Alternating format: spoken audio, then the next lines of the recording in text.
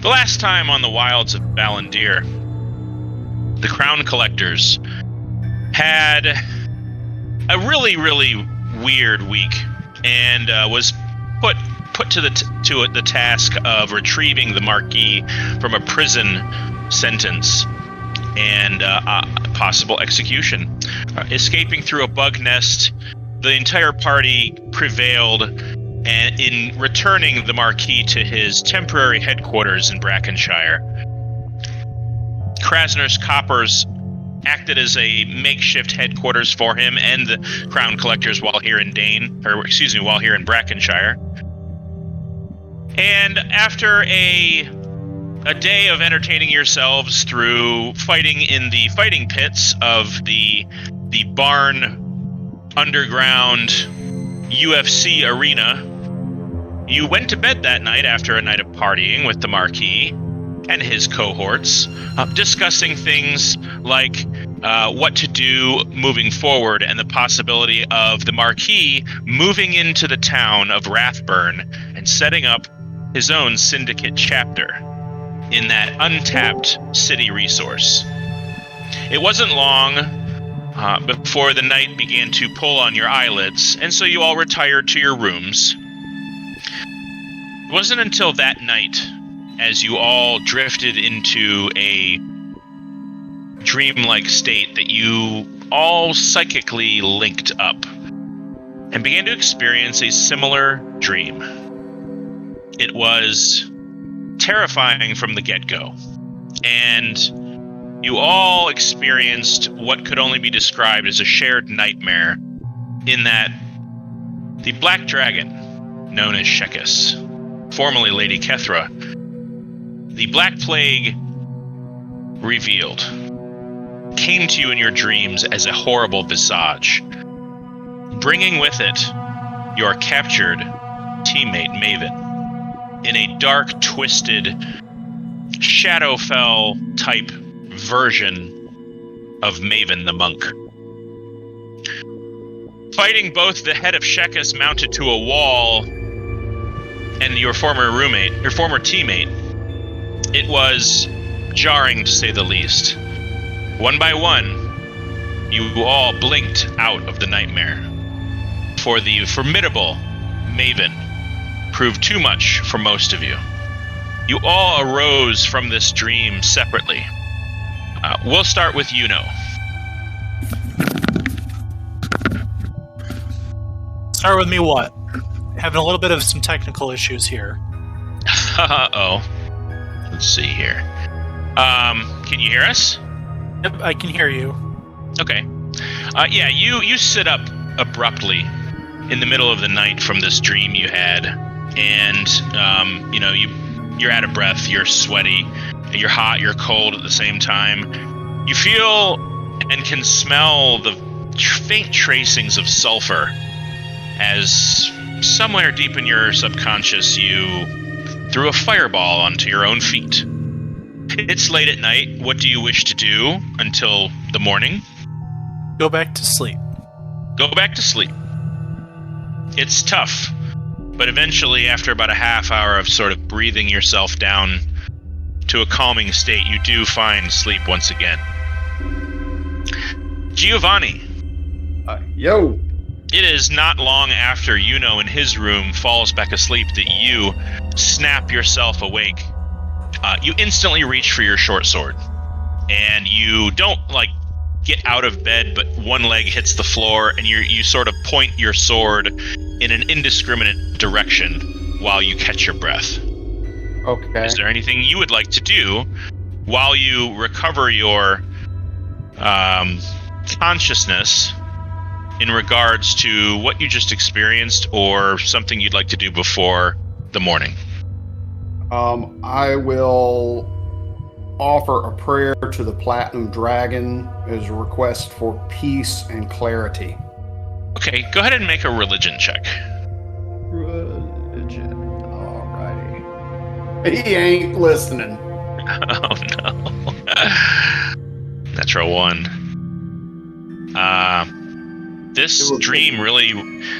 Sorry. That it was a 19 and then it bounced to a 1. Dang. Oh, darn. Well, it's been a rough week for you. You've been shaken by things you've seen, things you've had to do, things you've had to put up with. Some situations a little inappropriate for someone of your station, although you do try to not hold others accountable for theirs. So your communication to the Platinum Dragon is not severed, but so distracted that you find no connection to your patron, unfortunately. That's unsettling. Mm-hmm. All right. What time is it, roughly? You said middle of the night?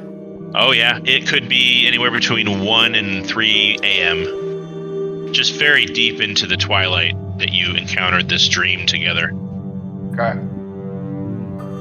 I'll get up and start putting on just sort of a light tunic. I'm gonna go walk the grounds of the inn.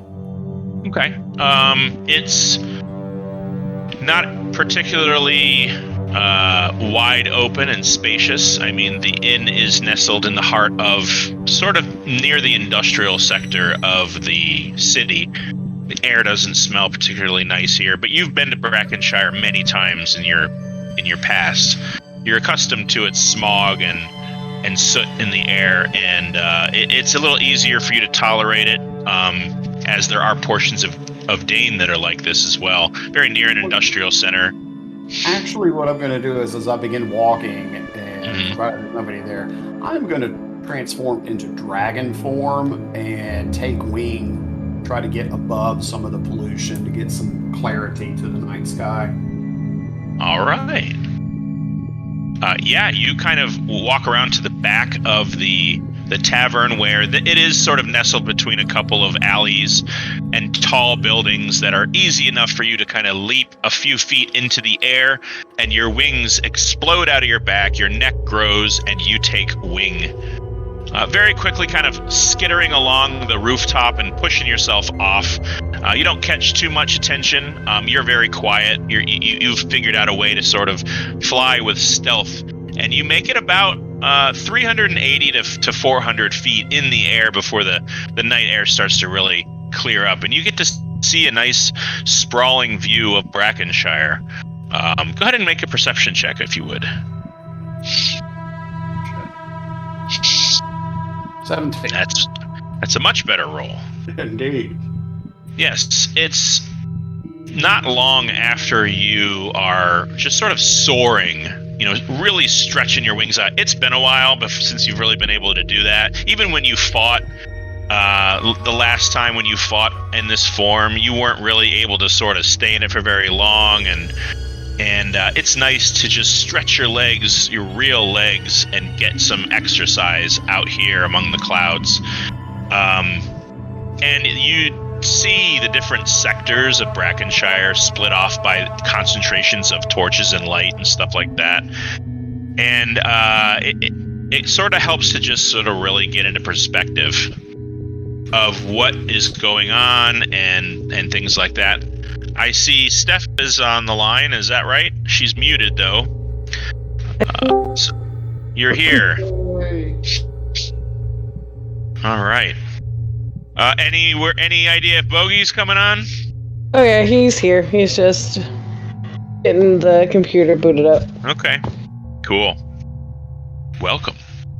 Well, Giovanni, as you round your maybe 6th orbit around Brackenshire, it's about...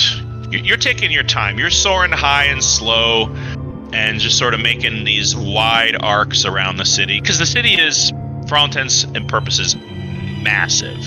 Brackenshire, you guys, have been here before. You never really seen it this high up in a while, and you were a younger dragon then. And 6 or 7 orbits around the city, you start to get a little, not tired, but fatigued as you are in the middle of a long rest. You do come across a griffin in mid-flight. About 100 feet away, keeping its distance, you hear it chirping in some form of maybe communication with itself or with you or with someone nearby, not exactly sure. These are beasts or monstrosities. They don't have an intelligence like you. Right. But it's about 150 feet away. It looks like a harpy eagle. It has naked yellow feet with long talons and a kind of a lion's back mane, like hairy back end with a long sweeping tail. And it's just soaring about 150 feet away. Not chasing you, but just sort of being near you. I'll kind of tilt my flight plan to kind of get a little bit closer to him. Yeah. Not intentionally charging into him, but just, like I said, just kind of turning my path so that I will turn closer into him. Yeah, how closer? Well, you said we're about 150. We'll say probably starters for about 100. Okay, that's closing the distance by a third. He's going to back off. You close in 50, he's going to back off about 30. Okay. He still doesn't, like, chitter or chirp at you. Seems like he's just making, like, you know how you, like, talk yourself, you know, he's coming a little closer, let's back up, things like that. Okay. I'll just kind of give him a quick roar, just kind of like, mind your space. Baranor. Yes. You snap awake in your room. Your sheets are soaked with sweat. The fire in your room has grown perhaps a little more than you would have liked, as you don't necessarily always have a hot fire going at night, being that you spend a lot of time in the forest. That would be a bad idea. You wake up, you're hot, you're agitated by how big the fire got, kind of out of your control, you didn't foresee it, and you are terrified. I need you to reach for a weapon. Okay. What do you grab? I grab one of the Tellarite daggers. All right, it's metal. These are unique daggers. They have a metal handle. There's no leather wrap or anything like that, but it feels good in the hand. These daggers that are made of this strange metal with master craftsmanship on the handle and the grip and all that. And you can smell a citrusy, sweet, sickly smell on the edge of the blade as it kind of you bring it up ready to strike something. Interesting. Okay. And where would Luna be? How? This is the industrial city, right? Yes, sir. Very, very densely populated, especially where you are. Yeah, she stayed out in the forest hunting. Okay, can I have you roll a D100 for what Luna is up to? Sure. Because you can communicate with her over this distance, right? I believe that's what my beast bond ring allows me to do. Mm-hmm. I think we talked about that. Let's see. Sorry, just getting up the old D20 or D100, huh? Mm-hmm. Okay. 30. 30. Okay, let me consult the table. The table of things that happen. So Luna is in very typical fashion, bedding down under what looks like a downed pine tree. She's sort of nestled out, sort of a night den for herself, and she catches what looks to be the biggest. Now can you see through her eyes? Let me look at the ring to remind myself what it exactly does. Okay. Oh, he's got a fancy ring. I bet you can. Telepathic message to it and telepathic communicate simple emotions and concepts back to you while the link is active. No, it's just simple emotions and concepts. Okay. Over this, you get a swell of pride and satisfaction. Okay. So if you can't sort of see or experience what she has going on, then we'll roleplay that when you set out. Yeah, I have to like touch them to activate like the actual connect, the more in-depth connection. Okay. All right. Axton, you wake up with a start. Okay, what did I see? What happened? All right. It's dark. Your human eyes adjust slowly to the darkness, but you are used to dungeon diving and catching yourself in the middle of the night having to focus. So I'm going to just need a straight perception check from you, as the DC is higher than your passive, unfortunately. Wow. The DC's higher than my passive? Mm-hmm. That's crazy. Okay. No. Well, I don't see it, obviously. Yeah, it's very dark. It's not that there was something to see. It's the fact that you wake up and your weapons are. Do you always carry, like sleep with one of your weapons, or obviously not your whole kit? What would you say you sleep next to most regularly? Probably would have been like my halberd. Your halberd. Okay, your halberd. You wake up and you see that your halberd is embedded in the wall as if you threw it at the wall. Oh, Jesus. As a matter of fact, the sound of it hitting a wall is kind of what woke you up. Uh-huh.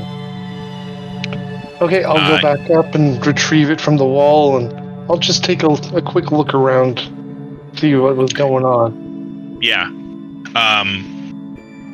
So we'll keep the 17. At this point, your eyes have focused.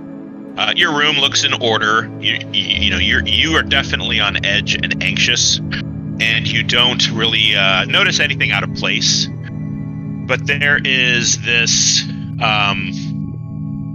wind that feels like it's sweeping through your hair, and your hair is wet with sweat, and you can feel that cold air blowing through. But then you realize that there is no wind, and you're alone in this room. Your window is open a crack. You mostly kind of did that for ventilation. And you can hear something on the wind outside, very, very, very faint. You weren't sure if it was a sigh or a raspy half of a giggle, like a laugh. But something on the wind sort of feels like it's dissipating as you awoke. Okay, I'll go over and like through the window, take a look, and I'll close it just for security. Yeah.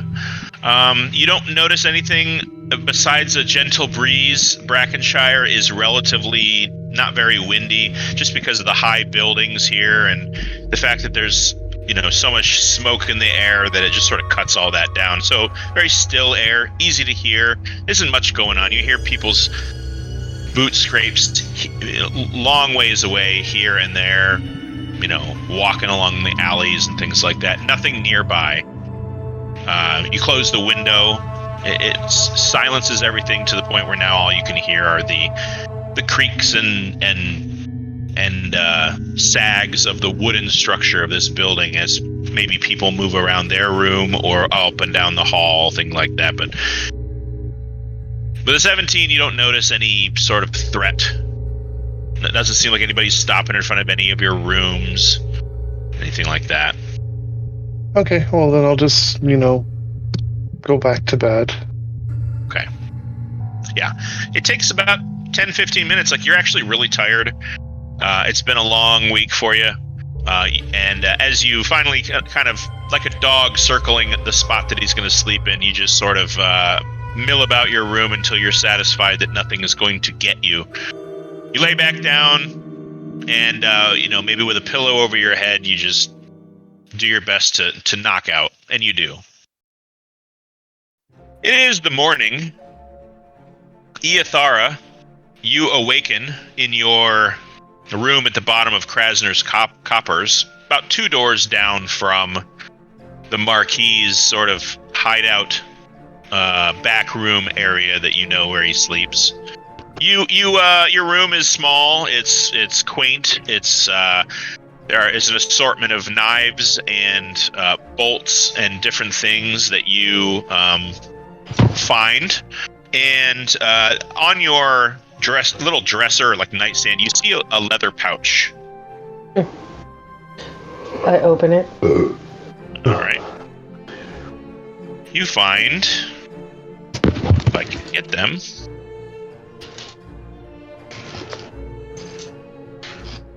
they're like blue glass shards. They look like this.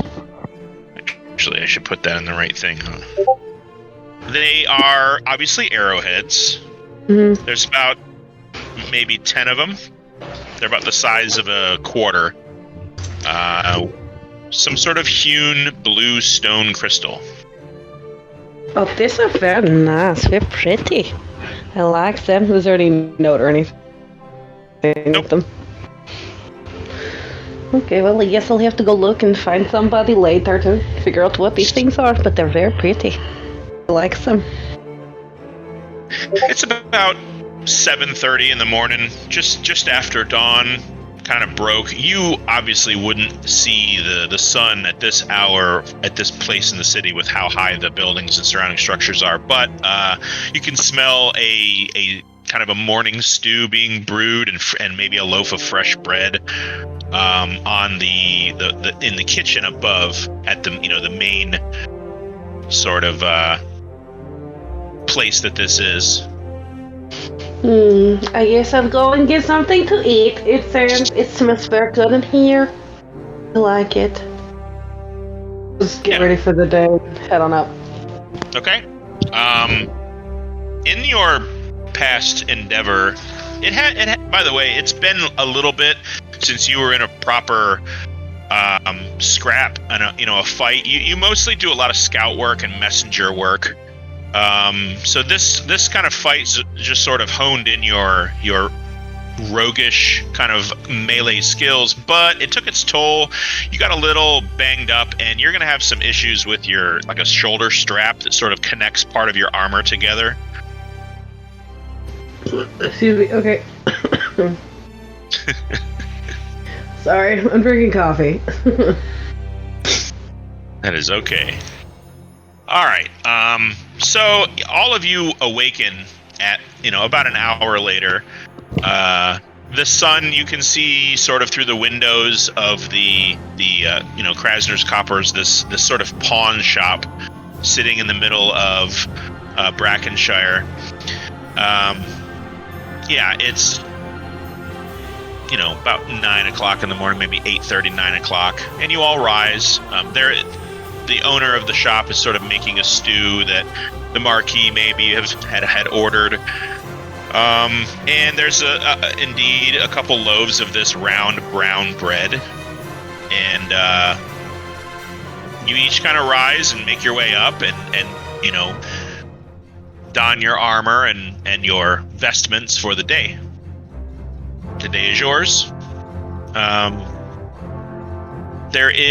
So whoever goes upstairs, there is a message waiting for you by the pawn shop owner, who gives it to you perhaps as you leave. But for now, you're all kind of sitting around a small table meant for, it looks like, examining objects. There's kind of a vice and some eye loops and little picks and things as you sort of share your meal.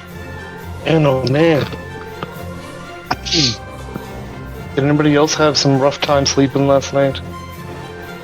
Yeah, I had the most peculiar dream. Koza looks visually disheveled. He's still sweating. Even you can see him through his fur. On his blue furry face, you can see sweat forming on the edges of his temple. He's just kind of eating his stew quietly. What's the temperature like outside? It's pretty damn cold. You're entering the let me see here. I can find it. Or maybe not. Here we go. No, I found it. You are entering Snow's Crest. It's currently very late garden sleep. You're entering Snow's Crest, which is like the end of the year. Okay. And the air, you are kind of more south than you were at Dane, or definitely the capital, but it's starting to get pretty cold. It's about, maybe 30, 40 degrees out. It's pretty cold. It would be uncomfortable to be outside in what you're wearing. You're right, Koza? Yeah. He just sort of sips his soup. Just kind of like a chicken-based chowder. And, he just answers you in one word kind of sentences. Fine. Just tired. Didn't sleep well. Things like that. Doesn't seem super talkative right now. Koza sounds normal. So what's our plan for today? What are we doing? Do we have any goal right now? Well, the Marquis is putting out feelers back toward the Black Dragon. So we can either wait on that, or we can be more proactive and head that way ourselves. Sounds fine with me. I don't know. Do we have anything else that we want to accomplish here in town before we move on? I need to take the day to spend at the temple, the nearest temple to the Platinum Dragon. Past couple of days, last night in particular, have given me a lot that I need to think and pray about. All right.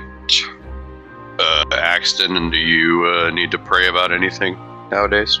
No, I'm just going to tinker with some of my weapons and, just do some adjustments. Ah, yes. Nothing major. Weapons are part of your religion. More or less. Koza, any religious thing you need to do as well? Well, I mean, I'm not exactly religious. I'm spiritual. One of these days, you're going to have to explain the difference to me, but... I believe everything has a spirit, and I try to tap into that for my magic. Most of it's plant-based. A lot of trees out there with some real good stories to tell, if you know what I mean. So you're saying that your magic surrounds us and binds us and penetrates us and... You could say it holds the galaxy together. Yes, exactly. Okay, all right. See, that's something I can understand. They call it the push. Oh, wait, that's not right. yeah. All right. Okay. But I actually did have an idea on something that I wanted to do. Okay. I want to go north to that island. To the island. Remind me of this island? That island we were at when we went to Rathburn. With her. Oh, sorry. I was not there. You're going to have to explain this story to me. If only we had someone who could tell it to us in a musical fashion. If only. You feel how heavy your bag of holding is suddenly for some reason. Do we have to let him out and breathe every once in a while? Every 10 days. And it's been about 4, maybe 5. Okay. Just I'm not used to these things. Yeah. Thank you, Giovanni, I think. Whoever has that insight.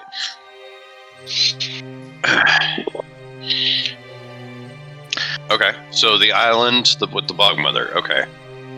Yes. How far is that from here? Well, it wouldn't be you. It would just be me. Oh, just you. Yes. See, I remember one of the trees next to her cabin. And I have some questions for her. I don't know what I'm going to bring as payment, unless we have any heads in the bag. Would that be possible? I mean, we have one head in the bag, but that's kind of spoken for. Haha, yeah. I don't mean that one. Yeah, obviously. I'll make do. Perhaps there will be some cursed creature of Shekkis roaming the land that just happens to cross my path, and I'll cut its head off. Sounds easy enough. Sure. And you want to go alone? Yes. nature lover to nature lover, I think that perhaps less than a party of knife and axe-wielding adventurers might appeal to her acceptance of visitors so out of the blue, you know? All right. As long as you're going straight there, because I do actually recall somebody mentioning that you guys nearly had a fatal encounter coming back from there. Yeah, it was a big red crocodile. Freaking terrifying. No, I won't be traversing the lake. There's a tree right next to her cabin. All I have to do is pass through one here. Okay. All right. Well, You're gonna do that. You're gonna do that. Giovanni's got his thing to do. now, I don't have any heads. Did you want to take this mantis arm? I retrieve it. It's one of those large mantis arms that we fought. Yeah, it's about the size of like a car door. Like it's huge. Yeah. That you just kind of had it was slung on your back, and you put it in a room and just sort of left it there. But yeah, Koza just sort of holds it, and he's like, thanks. I don't know. Maybe the bog mother might want it. I don't know. I was thinking about turning it into some sort of weapon. So. Well, bug collector things, you know. Well, who says you can't? You see Koza just sort of snap it at the hinge, like at the wrist, and hand you the tip, which is about 3 feet long. Cool. I'll take it. And he's like, I mean, hey, if she wants a piece of a bug arm, this is what I'm going to give her. Why not make the best out of the material, right? That's right. Sure. All right. Well, I suppose I will see you, I don't know, later tonight. All right. And then he actually pulls a stone from his satchel and hands it. He's going to hand it to Giovanni. He's like, Sir, Dukes, what do I call you? Lord Corvino. Lord Corvino. Please take this. I've been working on these, and they're kind of rolled up nature magic in a little stone. All you do is crush it in your hand, and you can send me a quick 25-word message. This is just in case something happens, or you guys move, go somewhere else. You can send me a real quick message on where to meet you. Very good. Thank you. You're welcome. Well, safe travel. I'll be in touch and maybe see you here tonight or tomorrow morning. All right, sounds good. Koza is going to depart. He's going to leave Krasner's Coppers. How convenient. You've been awful quiet. You got anything going on in the city? Nope, I'm good. I'm just going to cast Alarm as a ritual to bring my ward back up. Okay. Consider your ward up. Is there anything you wanted to do this morning? No, other than investigate and try to hunt down a dragon. Okay. Is there anything you wanted to investigate in this city and to that end specifically? No, I think we need to travel outside the city. Am I upstairs at this point? Excuse me. Yeah, about this time, Iathara you see the door to the upstairs bank of sort of rooms that looks like she's sort of tugging on a shoulder strap and making her way down the stairs. Oh, hello, my friends. It's nice to see you. I'm glad that you're all here. Where's the big blue guy? I like him. He's very nice. Resides. Okay, well... on a personal matter. Okay, well, boring. So I was thinking we needed to go talk to the Marquis. He told me to come ask you guys if you would come talk to him today at some point. Of course. Is he here or? Is he here, Mr. DM, sir? Oh yeah, he's upstairs in his room, and you haven't seen him yet. Where does he want to meet? Here, like not like in his room, but like. Yeah. Imagine we're not making house calls. No, probably not with the boss man. He would be up in his little area back there. He's got like a table with sort of stools and stuff to kind of conduct business. It's very ramshackle. It's put together quickly. He had to sort of get established here in a hurry. But yeah, he's got a little kind of a Godfather back area meeting place. Yeah, we'll just go to the meeting room. Did he tell me what time? As soon as they're up. Okay, well, let's go, guys. Since we're all here, grab your soup, it's up there. There's a table. Go. Okay.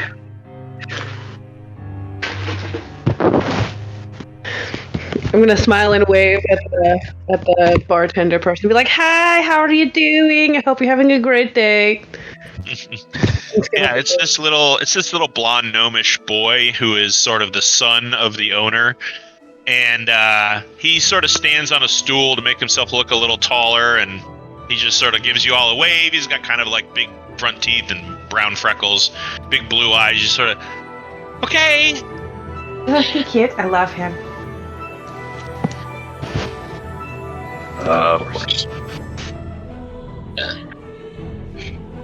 So I guess we'll head over to that the meeting area. And wait. Okay. Yeah. You kind of, Iathara sort of opens the door and leads you in. There's stools are on a table. There's a back, what looks like a door behind everything. And Iathara, that's where you head towards. It's closed currently. I knock on the door, be like, "Hello, boss man. We're here whenever you're ready." There is no answer. Okie dokie. I don't know what's going on then. You don't really hear anything. This a bear not breathing or like. Make a perception check. Right outside of his door. They are expecting us, right? Yes, he told me to bring y'all up. Steph, is your mic totally plugged in? Because you keep kind of wobbling out. I don't know if anybody. Yeah, I don't know if anybody else is hearing that or it's just me. Okay, I set it down. It might be a bit of an echo. It might be going through her mic and through Baranor. Yeah, I'll turn it. Yeah, maybe. If they're right next to each other. Here we are. Oh, there's the fire department. Together, echoes together. 17. Okay. Yeah, you can hear him breathe. You can hear him and what sounds like maybe two other people breathing. Okay. In like a very rhythmic, slow way, and there's no response to your knock. Okay, he's still sleeping with company. Probably not the best idea to disturb him. I need you to be the voice of reason, Baranor. I know I've never asked you this before, but do I open the door? We both know I can. I thought we were meeting in his meeting area, not his room. We are, this is the meeting area. It's just attached to his room. Is there another way in? Another door? No. One way in, one way out. You do know that there's another little room in his room. This, such as the life of a crime lord. He's always got a little secret nook somewhere, even in the secret nook. It's about this time you hear a kind of a stirring in that room. You hear someone, all right. And then you hear, meld. Fastias, get off. Ugh. All right, Valina. And you hear muttering inside the room. And then you hear a slow kind of thumpy stomp towards the door. And you hear a couple of locks sort of click, clack, click, clock. The door slowly parts by about half an inch. and you see this blue glowing cat's eye in the darkness between the door frame. Oh, is it? It's me! Oh my god. Yathara, my dear. Hello, Han. How are you? Have a good night. See you. And you hear two other voices kind of sort of elbowing each other and like stealing. You can tell they're kind of stealing the sheets from each other. Very groggy. It's like, Masha, give me 1 minute to conduct myself and present myself a little better. Is it already that time? It seems early. You wake up early, you know this. You know Baranor. He was up at like dawn or like 3 minutes before. It's insane. I know. I do not know what dawn looks like anymore. I've not been awake earlier than noon in probably 30 years. Okay. Well, yes, I'll be out in just a moment. And he kind of, not abruptly, but shuts the door. You hear him kind of muttering in some foreign language to himself. Doesn't sound positive. And, you hear a stirring inside as whatever he's doing. You hear like a clip-clop, like someone's throwing boots around the room. It's woken up whoever's inside. And about a minute later. Sure. As we're waiting, I turn to Ethar. I'm like, "Are you sure?" He said, "As soon as we were awake." It's maybe. Of course, I'm totally right all of the time. So yes, he said as soon as you were awake. That is what he said. All right.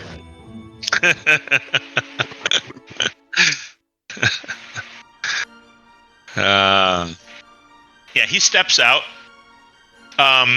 You see him kind of pulling down on his frilled kind of blue silk shirt. He's got a red sash covering a pair of leather pants, and he's not wearing any shoes. He's barefoot, but he kind of makes his way over to the table. You see him kind of throwing back what looks like a small vial of clear liquid. Just sort of, you see his hair sort of billow for a moment, and he seems a little fresher. He's got a what looks like a silver goblet of wine, and he pulls a pen off of a sort of a little stand, and it looks kind of like a silver pen. Looks kind of has like a blue feather poking out the back of it. With a piece of parchment, you see him sort of scratching some stuff into it. Just sort of looks like names or dates that he's got in his head that looks like he's sort of jotting down real quick. Yes, well. Crown Collectors, thank you very much for coming. Oh, yeah, no problem. Thanks for having us. Of course.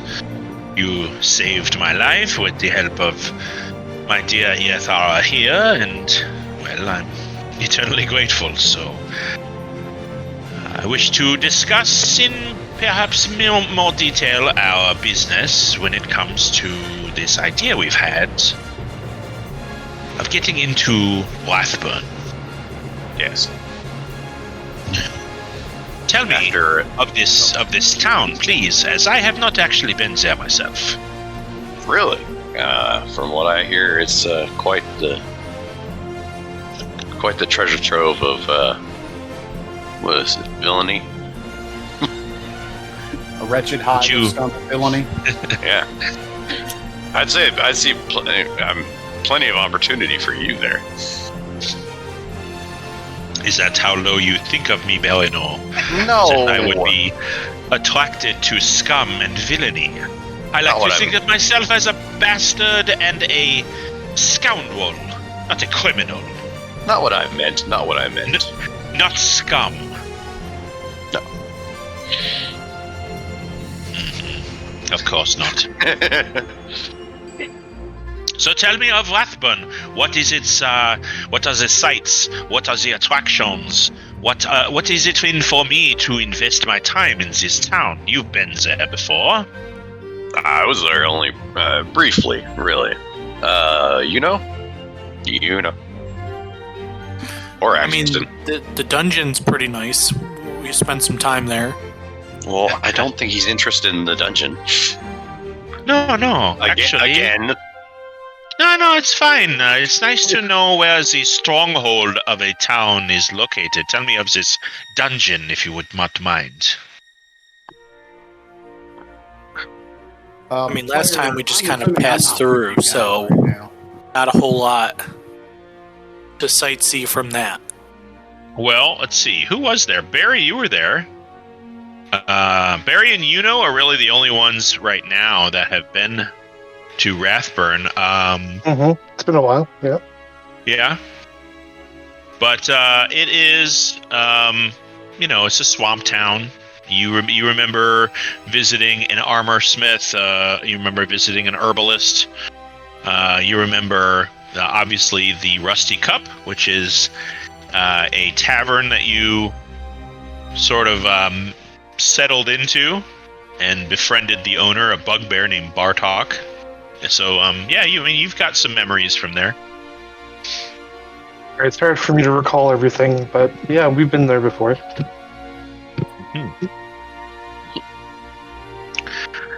Well, it would seem that we have much to learn of this town we intend to infiltrate. What do we know about the Black Wing and their presence there? Anything? I think that I remember them having some guild or some sort of clan there. I don't really remember much. We'll have to pull some information, see what we can find out about this place. I mean, there's been rumors, of course, of them, of a dragon in the swamp area, but from what I remember, the actual location is unknown. Anyone who gets near it kind of doesn't come back. And this is your endeavor. I salute you for your bravery and your foolishness. Well, but I Marquis, that I don't like to lose people that I'm close to. Guys, I do have a name for you. I'm sorry, can you repeat that, sir? This is just player to players. Just I do have notes from all the chirp.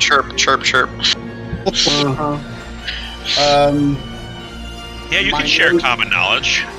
Yeah, I mean my notes from that game session regarding Shekkis, formerly of a cabal of dragons, but cast out because she was too brave. Lair noted at the base of the Grasping Ridge Mountains. Her minions are the Wart Denizens, the Black Wing. One name in particular was Viskar, V-I-S-K-A-R. Pale skin, black hair, particular scar. He has actually physically seen her lair. Do you remember where you got this info from? Just. I remember we got that information from the bog mother, the person who said that she was there and she got horrible scars from. Was she exploring in the cave? I don't remember that.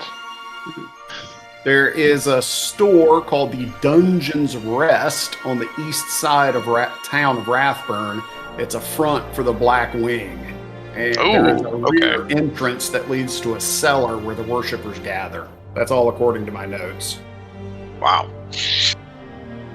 I'll clarify a little. The Bog Mother gave you all of the information that you have about Shekkis, and as well as her acolyte, Viskar. She knows him in some way. And everything about the Dungeon's Rest, I believe you learned that from Bartok, I think it was a halfling that that Daunt was interviewing, kind of gave you that information within the Rusty Cup. Okay. Well, I think Baron was not present for that, so. No. But Axton certainly was. Sure. At this point, and between Yuno and Axton, you're able to kind of put all this together as common knowledge that you all remember. Well, it certainly seems that there is some work to be done in the town of Rathburn if we are to fully assimilate it to our uses. I think it would benefit us to travel there post-haste, would you not, Iatara? She agrees. She agrees! Oh, yes, exactly!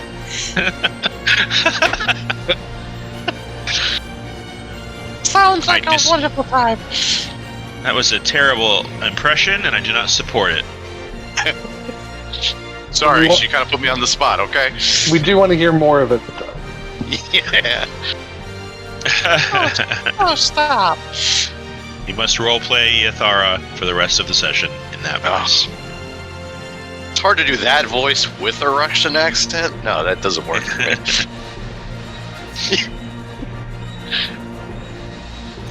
Well, then, Crown Collectors, I am going to go back to bed. But We apologize for waiting for you. We thought we were told you wanted to see us right away. Yeah, I believe I told Yathara when you were awake, and, I never imagined anyone would be awake this early, so perhaps that one's on me. But I think we have a good plan here. I think we have a good plan. It may require some reconnaissance, perhaps some brains versus brawn in order to infiltrate this seedy, swampy village. But I think once held, it will be to our benefit, especially if you wish to take on a dragon. Yes, indeed. I and a few of the others, some of my best killers, will make our way to Rathburn post-haste. It will perhaps take us overnight to get there, but once we are there, I say we meet up and begin our planning. Yes. One of our number obviously is missing. He has gone ahead to the Rathburn area to speak with the Bogmother, actually. And once he returns, we should be able to catch up as well. Aha, I see. Very well. I'm going to get a few more hours of sleep, perhaps other things, and then I will be on my way. Good luck, Con Collectors. Thank you, sir. And he's gonna linger his look at towards Iyathara. He's gonna give you kind of a friendly wink. He's gonna blow you a little kiss, and then he's gonna toddle back off into his room. And you just hear like a clump in the bed area behind the door. She's about to be back on.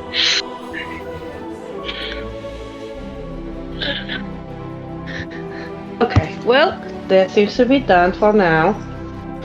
I have to go see my friend to get my armor a little bit fixed. It's a little bit messed up. I got to go do that today. What else y'all got going on today?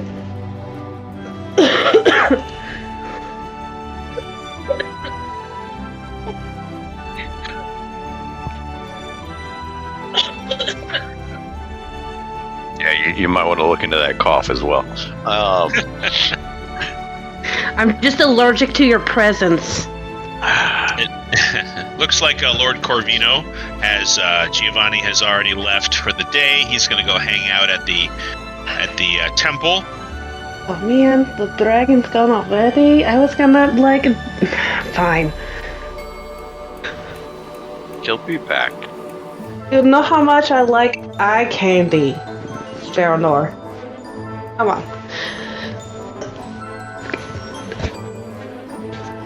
Yes. Yeah, I am fully aware. All right. So you have armor stuff to do. Yuno has no plans. Axton? Well, I don't really have many plans. I have some ideas, but I don't know if they'll work. What kind of ideas? Well, I've been tinkering or learning about a spell that I have, but I guess I just need to know if the Bogmother has ever been into the cave that Shekkis, I guess, controls, and if she's ever been able to map any of that area. So that's pretty much what I need to know. Exton, make a history check. Oh, I'm real good at those. I have no doubt. I have all the faith in the world. Alright, 16, that's not bad. You would remember, obviously these questions are swirling in your mind. You do remember, however, that the Bogmother said that at some point Shekkis came to where she lived and tried to kill her, and when that didn't work, Shekkis bound her to her land. And you'll just remember that she never did mention anything about being in Shekkis' lair, because she doesn't know where it is either. When you had asked her, she doesn't know where it is. She knows the area, but she has no idea exactly where it is. And she didn't make mention that she'd ever been inside, but you can obviously still be very curious on where she got any information about her location if she'd never been there. Well, that's more or less where I'm coming from. I just need to know if somebody's been there or has mapped out even like a part of this cave. That's what I'm looking at right now. So maybe we can capture one of her, I don't know, clan or cultists or whatever you want to call it. That might help. Kurt, one thought did occur to me, that we encountered quite a few of the Black Wing in Dane. It's a lot of followers. That seems like it would be kind of obvious, them beating a path through the swamp. Is it possible that they have a secondary location where the Black Wing hides out? I mean, besides this place that you guys told me about, is that the only place? Could they be storing Maven there, for all we know? You know what I mean? I know what you mean, yes. So, we can look around. It's possible. Best case scenario, we don't even have to fight the dragon to recover Maven in the moment. Best case scenario. I mean, I don't know about you, but are you 100%? I don't know about you, but I'm not 100% sure that we can take on a fully grown fucking black dragon right now. I honestly don't know. It was pretty rough back there at the event, so we've kind of taken off guard, but I think maybe if we have the advantage, if we strike first, we could. I don't know. That's true. But I'm just saying, maybe we can find a way to rescue Maven without having to actually challenge Shekkis one-on-one, or not one-on-one, face-to-face. I know what you mean. Yeah. That would be more beneficial or more advantageous, I guess. Conducive to life. Should do a Rocky-style training montage. Where'd that voice come from? Montage. Yeah. It's a montage. Okay. So, like that montage in Scarface, where he's selling drugs. Take it to the limit. There you go. We go and we're gonna kill Craig Boars for 3 experience apiece until we're oh god 20. Wow. You can just kill chickens all day. Wow. What did they call the game? Was it still Warcraft in the show? We're gonna kill Craig Boars. Yeah. Oh man. Well. All right. Okay. We'll swap over here. Okay. And move over to Giovanni, Lord Corvino. The temple in Brackenshire is not very well funded, let's say. It's a white stone building, kind of on the same road that leads to Brightstone, which is sort of the central political and affluent part of Brackenshire, up on the hill in the middle of this town, or the middle of this massive industrial city. The temple is not super spacious, but there is a large, brilliant, looks like it's made of silver, sort of large dragon statue at the rear of this sort of 3 or 4 room temple building. And the eyes of Sapphire look down at you, and you just sort of stare up at it, and you feel kind of a warmth just sort of rise from your feet all the way up to the top of your head, and you experience a vision. You see silver shores, or excuse me, white shores and a silver sea. A low, rhythmic wave pattern forming from the center of this gargantuan body of silver water. Ripple towards the shore. You look down at your bronze feet. You are in your dragon form. And far, far in the horizon, you see the faint, very foggy, barely visible through the atmosphere, with how far away this object is. You see these gigantic, jagged, dark, almost in silhouette, mountain range far in the distance in front of you. Your soul, it is restless. Speak, child. Great Father of all, I come to you with a troubled spirit and a cluttered mind. I wish to seek peace and clarity for both. You are a warrior. Peace is so rarely found in your profession. Peace of mind, even more rarely so. What troubles you, my son? A fair many things, Great Father. The past few days, I've had to engage in activities ill-befitting someone of my chosen vocation and profession.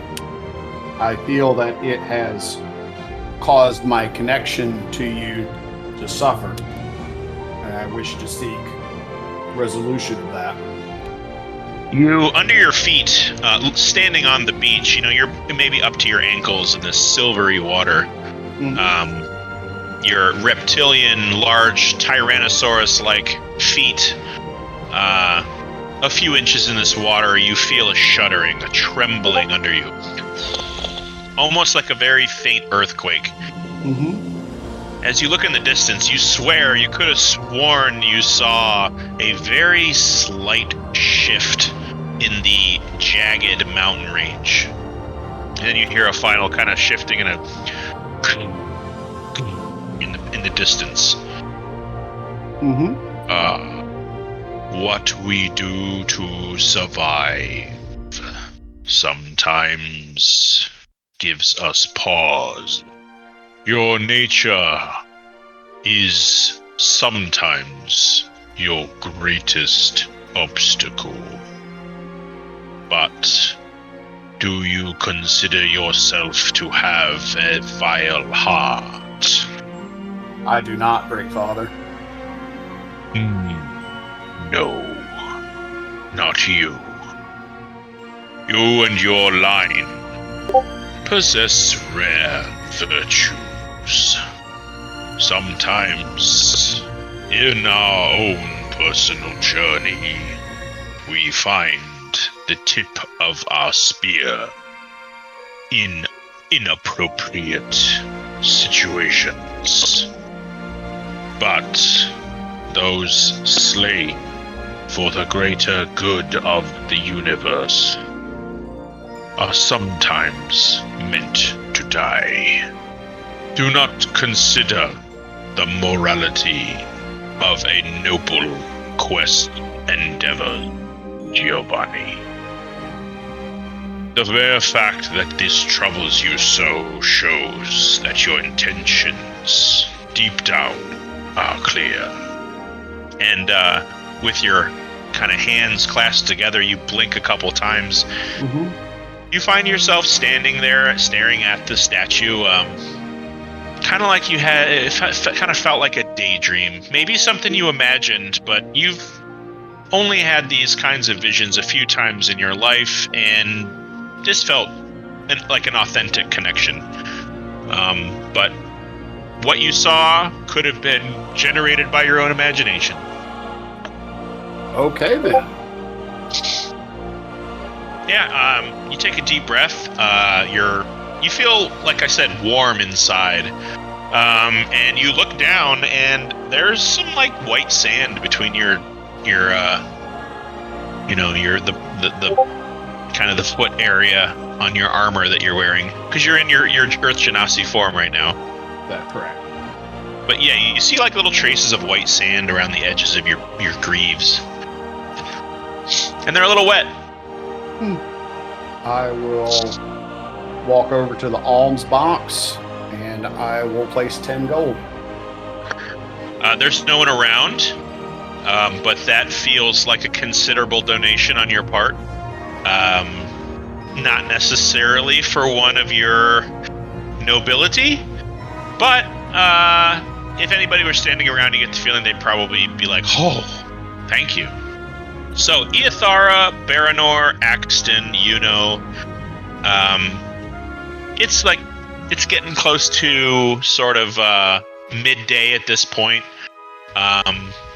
And there is a message for you from that comes into the Krasner's coppers. It looks like it was a personal courier delivered the message from Dane. It's actually from the Hargrove estate.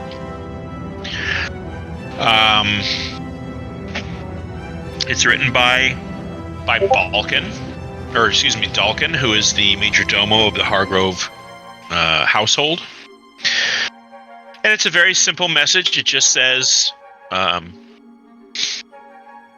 Sir Thorsten wished to extend his gratitude in your efforts with the aftermath of Shekkis' attack. Sir Thorsten is recovering quite well from his own near fatal gutting during the events of the Ellington Classic. But he is home, he is with his family, and he hopes that you all are finding good fortune in your journey to bring justice to this tragedy. And in it, he also has what looks like a recall coin. And I'll have go ahead and make just a general intelligence check with your proficiency modifier. 1 second here. 25. That's not what you saw. 25. Okay. You recognize a recall coin as it's a device used at if you can find kind of like a imperial bank. You submit the coin. There is what looks like a faint magical effect on the coin, and using this coin at a imperial bank will recall it's kind of like a teleport spell, but for something very specific, a very specific item, and it sometimes is used to recall gold or documents or very small objects, not anything large like a horse or a suit of armor or anything. That's what you get. Interesting. Yeah. It's kind of a rose gold colored. It's not quite copper. It's very shiny, and it has kind of a filigreed looking H inscribed on one side with what looks like kind of an incantation that is carved on it that you bite it. Yeah, you make no indentation. You can tell it's magic, so it's resistant to physical damage. Well, I'm glad to hear that he's doing well. I was kind of worried about him after all that. I know we kind of ran out of there, but it's good to hear that he's recovering. No, just me? Okay, cool. Okay. Where do we where is this Imperial Bank? There is one in Brackenshire. It's not hard to find. Giovanni would know where it is. Yuno would know where it is. Possibly even Ithara would know. Yeah, definitely Ithara. I mean, it's in the same sort of the same section of town. Maybe she already has. I was just shushed. Okay.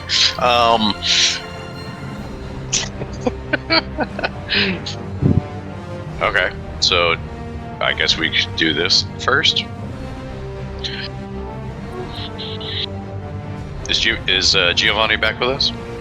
Oh yeah. Okay. Everybody's together. Ithara, you're there too. All here. Except Kosa. Gangs. Kosa is absent. Yes. Mm-hmm. So is the little bubble that says Adgear.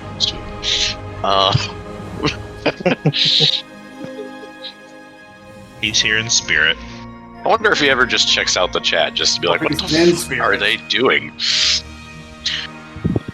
I don't know. Anyway. I don't know. He still has access to everything except for Roll20. Okay. Okay, so Lord Giovanni, did you find what you were looking for? I did. Thank you. Glad to hear it. Glad to hear it. Does anybody else need to run any errands? Because I got to go get this fixed. Your armor? Yes. Okay. I guess I can go with you on that one. Okay, sounds good. And talk shit the whole time. Sounds like a fabulous idea. What else is new? Nothing.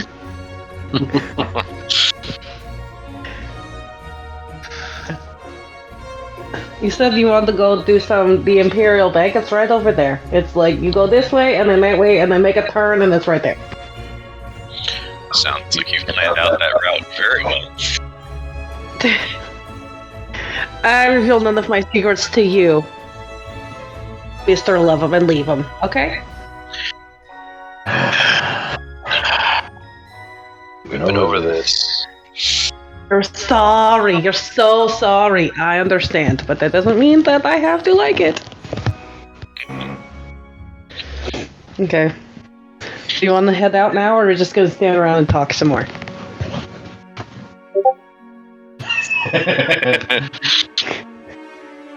Hey, we're role playing here. Are you? Really? No.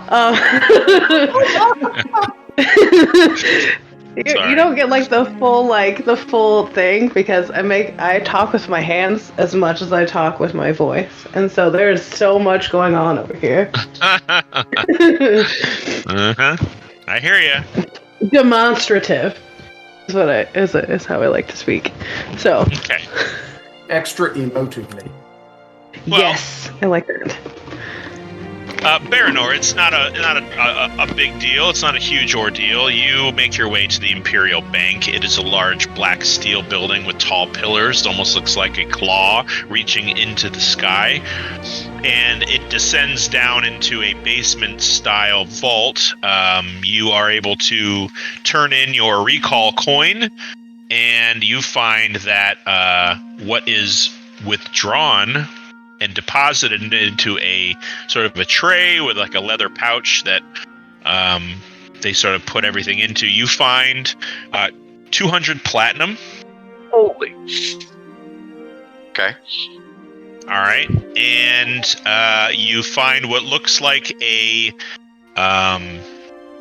couple of names. Names. Yeah, and like they on a piece all of parchment. Yeah, it's kind of a little scroll, and there's very, very simple instructions on this scroll. It just says names of suspected cultists. Ooh, looks like they've been doing some work on their end. Yeah, it's been about a week, I'd say, maybe a little longer. Okay. Okay. Okay, cool. What you see is the name Jimma Wolfheim. Jimma. It's Gimma Wolfheim. Jimma. Wolfheim. Wolf. Pain? Yeah, Wolf Hame, Wolfheim. Jimma Wolfheim, okay? You see Helja Stronghelm, which is Helja, Stronghelm. Helja. Not to be confused with Strongjaw. Got it. Okay. You see Einkil Fadenheim, and I'll just put that in the chat. Yeah. I kind of thought you'd have. This one. I thought you would have like a little scroll image with all these names on them, but no, you can use your damn ears too. Whoa! I would not have thought that was a spelling. Okay. Yeah, Einkil Fadenheim. Oh, hey. And Gilgrim Holderheck. Gilgrim. Yeah, I should have probably just been cool and put it all in there. No, you're fine. Gilgrim, what was it? Oh, okay. Holderheck.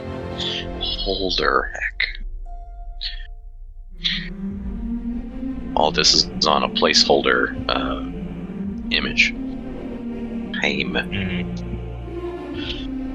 Okay. Oh, you're doing them too. Okay. Yeah, why not? Sure.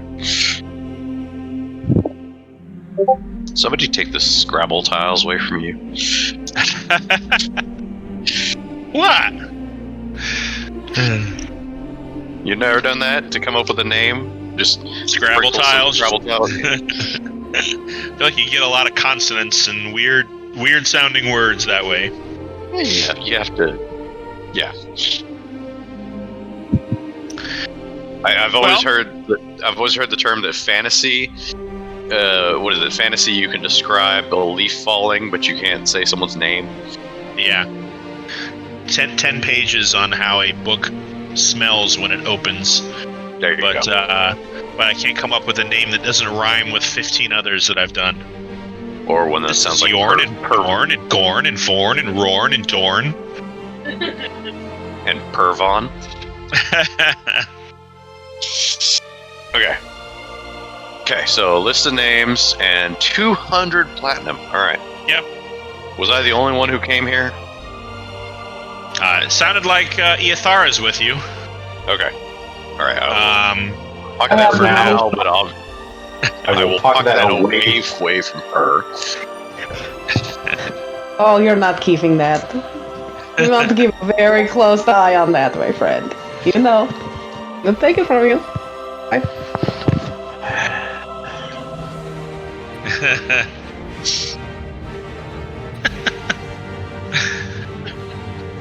Okay.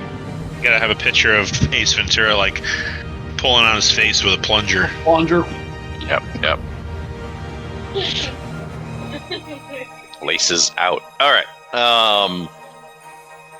Okay, so I will thank the attendant, I guess, whoever was there helping us. Yeah. Give him I don't know, 5 silver tip. Oh, thank you very much, sir. It's a little gray-haired halfling with kind of low-hanging spectacles. Nice little blue silk vest with a white shirt under it, kind of cinched with a interesting-looking knotted tie at his neck.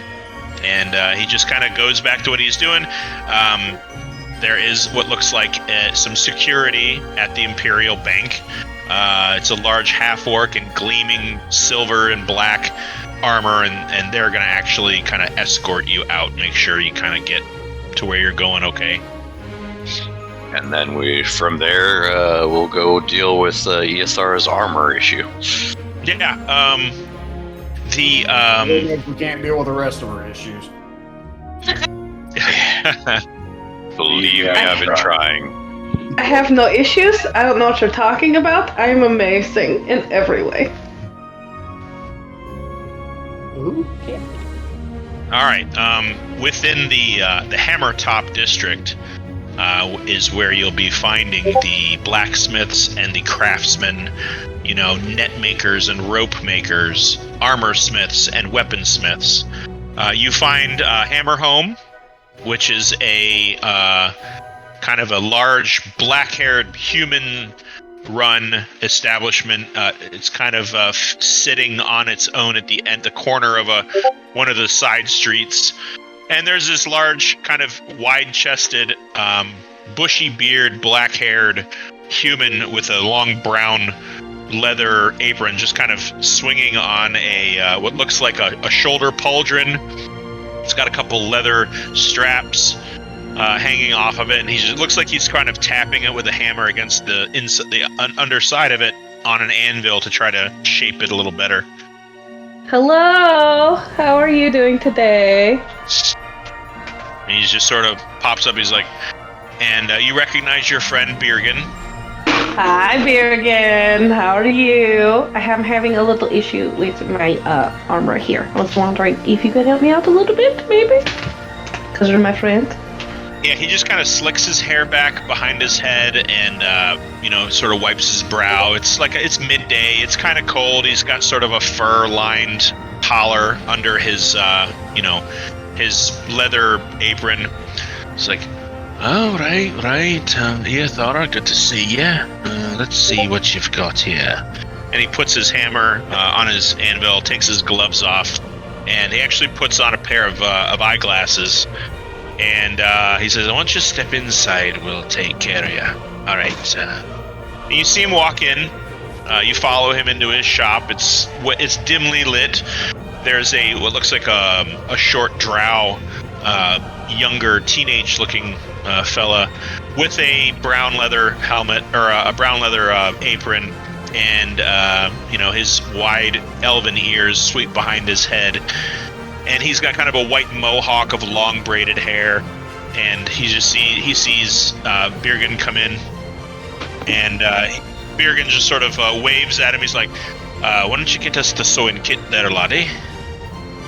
And you see him kind of give a bow, and you see him sort of disappear, and brings this leather case that he unties from the side.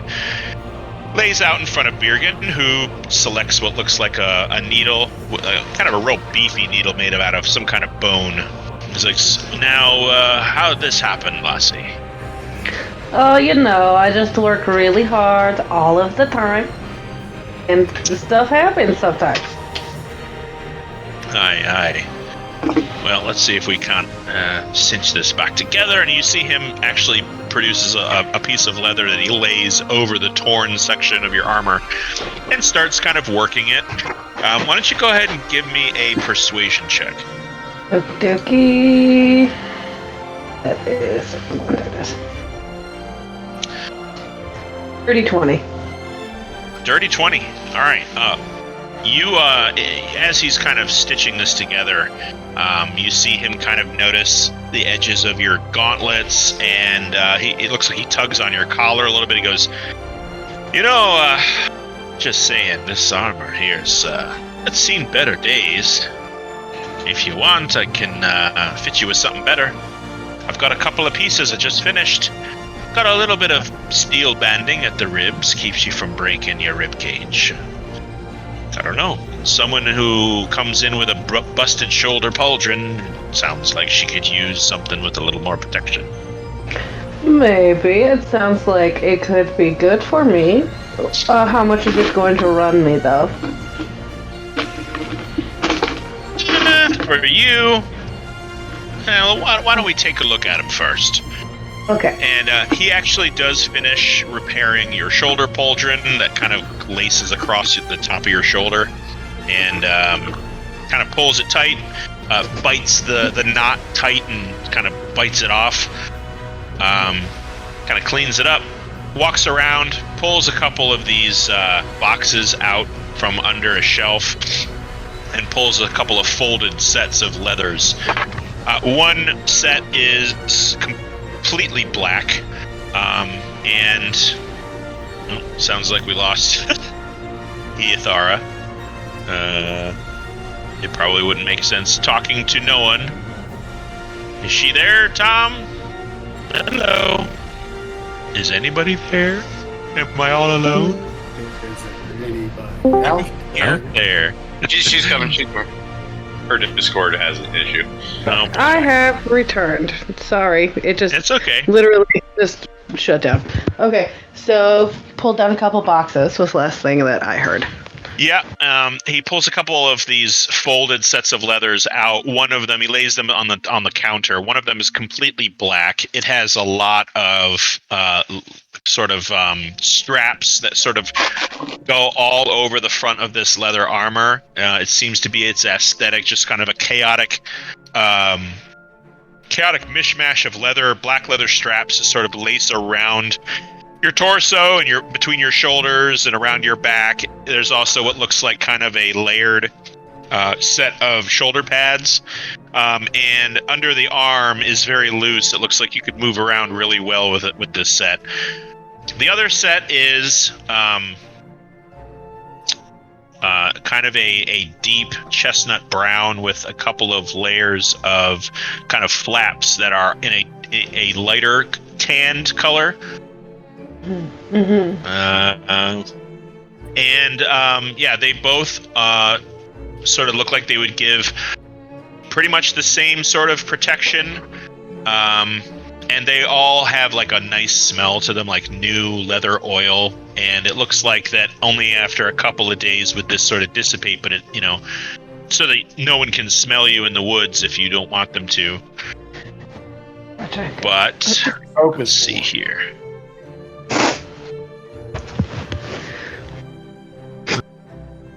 Okay. Oops. Sorry, I'm looking something up. There we go. So he kind of lays them out and kind of explains that, this one is a little more, the black set is a little more agile, while the brown set looks like it might protect you a little bit better. The black leather set is 12 gold, and the brown leather set is 11 gold. They're so gorgeous. But we both know I'm gonna have to go with the black.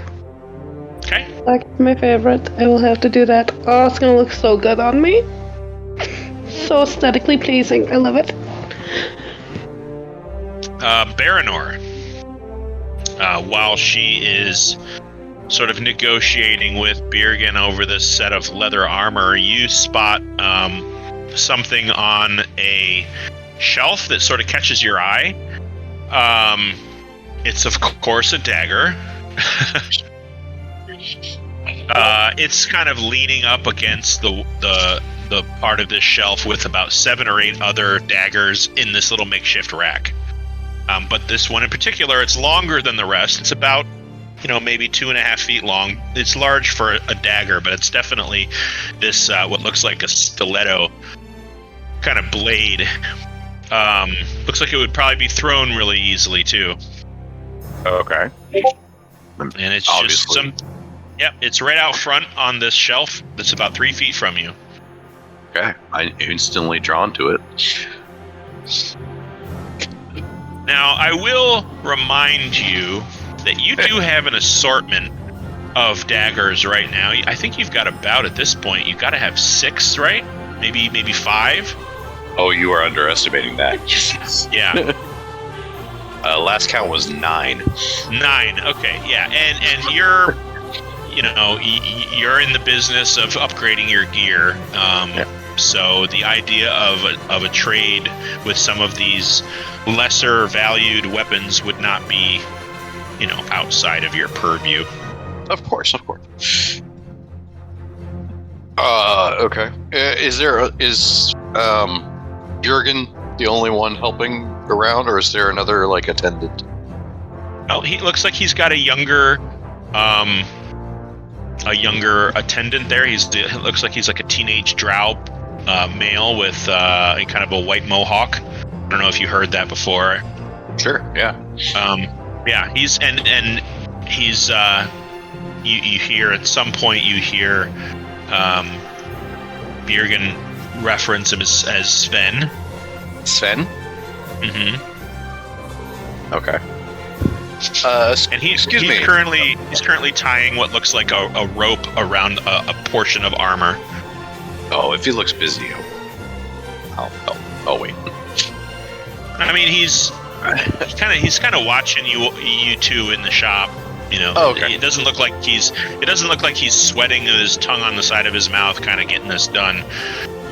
Okay. Sort of casually working. Well, I'll be looking at the dagger I've noticed and kind of catch his eye. And excuse me, Sven, was it? Aye, that's right. What? You looking at that dagger over there? Yes, it caught my eye. Quite an interesting looking piece. Yeah. Yeah, boss is pretty proud of that one. He made that about a month ago, and just no one's ever snatched it up.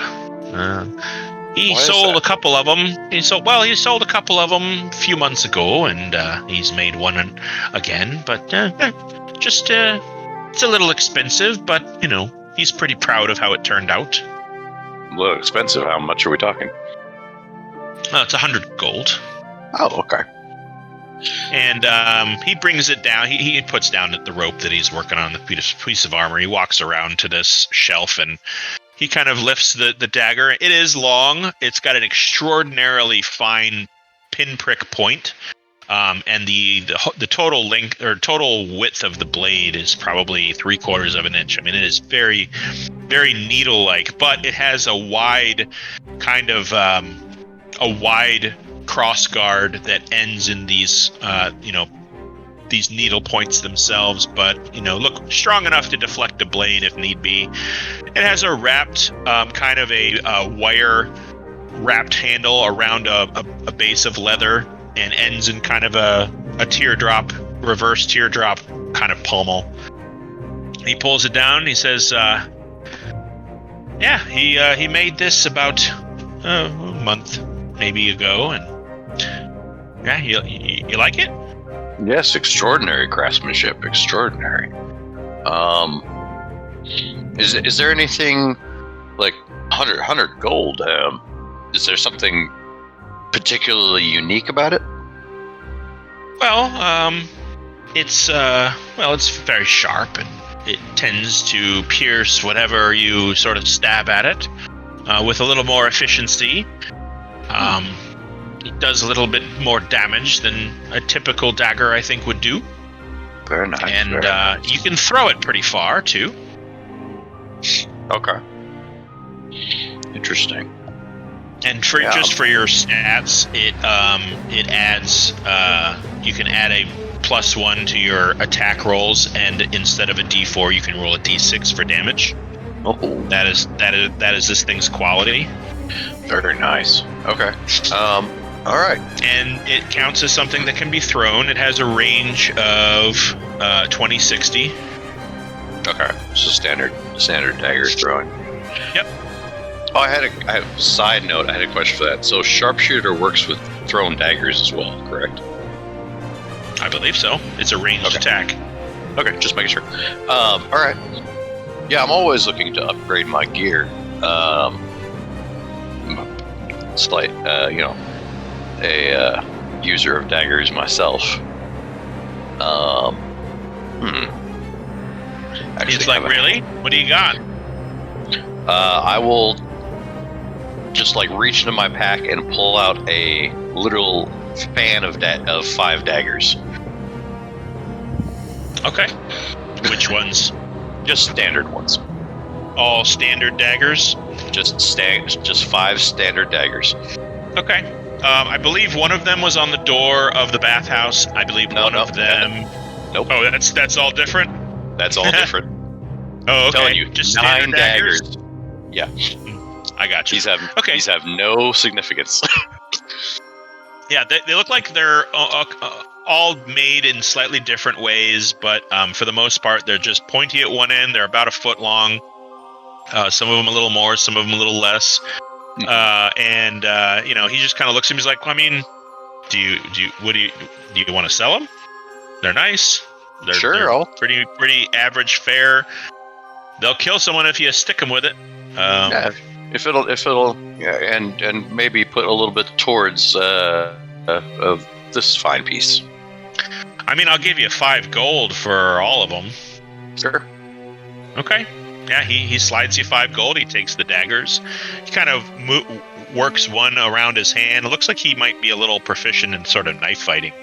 The way he's sort of flipping these things between his fingers and around his hand and stuff. And he puts them down. He's like, well, yeah, this will be 95 gold if you want this blade. Sure thing. And I'll give him 2 platinum for mine, and then I'll pull 7 from the pouch that I just got, and 5 gold. Okay. Good enough. What? I will split it later. Quit looking at me like that. I'm being judged over here. And she's seeing stuff that she could steal go away. Yeah. Okay. All right. Sounds like a deal. About this time, Eothara comes out from what looks like kind of a fitting area. It's very small in the back. Thankfully, she's an elf. She's svelte enough to where she doesn't feel cramped. And she comes out wearing this new black armor. Looks quite nice. Thank you. I think it matches my aesthetic. So he offers to purchase your repaired armor for 5 gold if you want to get rid of it or if you want to hold on to it. Oh, that's great. Yeah, take it. I don't need to carry extra random armor around, so. Okay, that's 5 gold to you. Okay. What are you doing during all of this?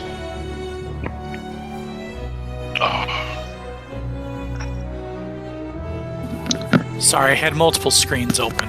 I'm going to look for a library. Okay, yeah.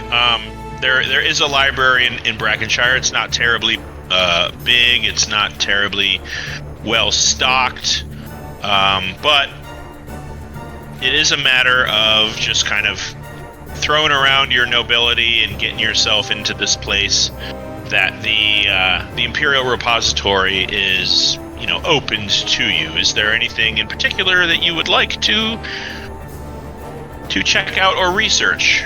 Look at creation of magical items. How to, look for something that maybe tells you how to take an enchantment from one object and kind of reverse engineer it to something else. Okay. Well, go ahead and give me an investigation check to start. Well, good at that. Let's see. 16? 16. Pretty good. Yeah, you find a book by, a prominent artificer, someone who you read a couple of his research papers in your academy days. And his exploits into the world of creating magical objects is, a fascinating field. It's relatively new. You've heard of people sort of creating, geared clockwork little doodads that can either just produce a simple effect or be some sort of a cog in a further, more complicated machine. But the idea of reverse engineering is very sparsely located or written about. Usually people create a magical item and it's in some way kind of disposable.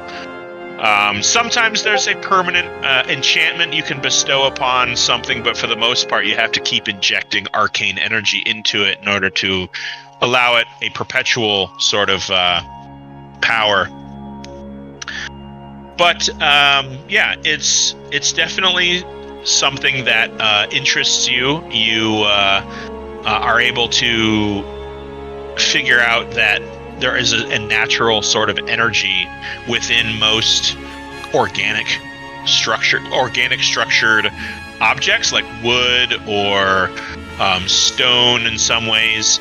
So the idea of sort of tackling a magical enchantment definitely feels like it can come from, naturally occurring arcane means. Maybe this is something that druids are able to do, since their magic is all nature based and they're able to kind of create these effects. But the idea of reverse engineering something just seems very fascinating to you. You do catch a name in one of the books, because you only pull about 3 or 4 books. You're not looking to spend all night here. But a scientist of sorts out in the western part of Valandiir is able to, in some ways, take apart something by its magical ingredients, and some of those ingredients are able to survive. You're not sure if he's ever had success in replicating the magical effect that he took apart, but it's definitely something you'd like to further study. Let's see here. The name of the gnome is his name is Erwin Palespring, and he is out of Morosport, which is west of the capital, on the west coast of Valandiir. Erwin Palespring. Okay. And he's had some moderate success in sort of dismantling magical items and not completely destroying it in the process. All right, so I'm making note of that. Okay. And where was this gentleman located? He is out of Morosport, which is the westernmost city in the Empire on the west coast of Valandiir. And if you give me 1 second. Oops. Put everybody on the map. No, it's not on here, is it? That's because this is where you've all been, and that's it. Well, it's definitely west of Haven's Crest at the mouth of that river. I don't know if anybody else can see that. See the river? Yeah, it's right here. I believe I have, give me 1 moment, I have a map that I can put in the chat. So, I mean, that's what you see. That's what you find out. Okay. It takes you the better part of like 3-4 hours. And, there's a couple of attendants who, get you you're like, hey, can I get a book on this? And they bring it to you within a few minutes, so. Alrighty. Alright. It's about... You can see it on that map that I posted. Yeah, you've probably got it right. Morosport? Yeah. Yeah, you can put that in the, session content? What do you call it? Yeah, you can do session content, sure. I mean, it's up to you. If you want to Yeah. I could do. Okay. I didn't know how much of that is forbidden knowledge. Session content is totally open to everybody. Yeah, you can put that on there. Okay. That's not a terribly revealing portion of the map.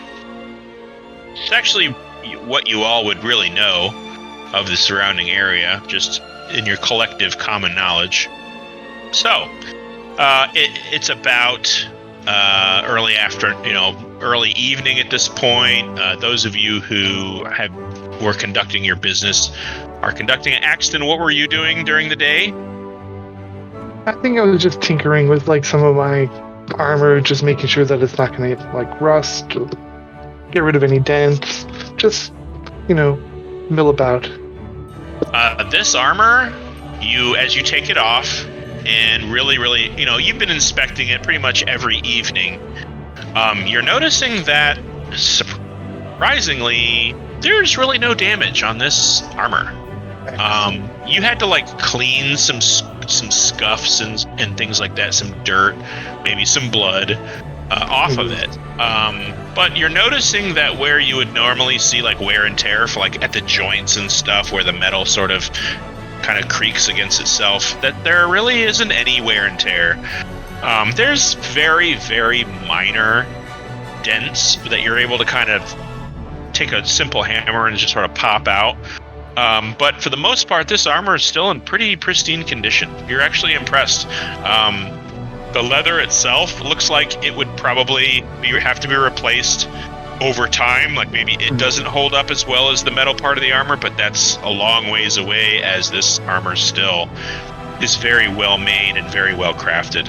Okay, well, if there's not very much to do with the armor, well, I'll just probably read my book for the rest of the day. Okay. Yeah, you can have. I'll give you 3 hours against it. Cool. Thanks. Yeah, doesn't take long to kind of dive into a book and really soak in its meaning, and maybe because which one are you reading? Just out of curiosity. I'm still reading the Potion Maker for Beginner's Guide. Essentially, I have 43 hours of 72 now. Well, I tell you what. Why don't you go ahead and roll what would be an alchemy check here? Maybe a nature check.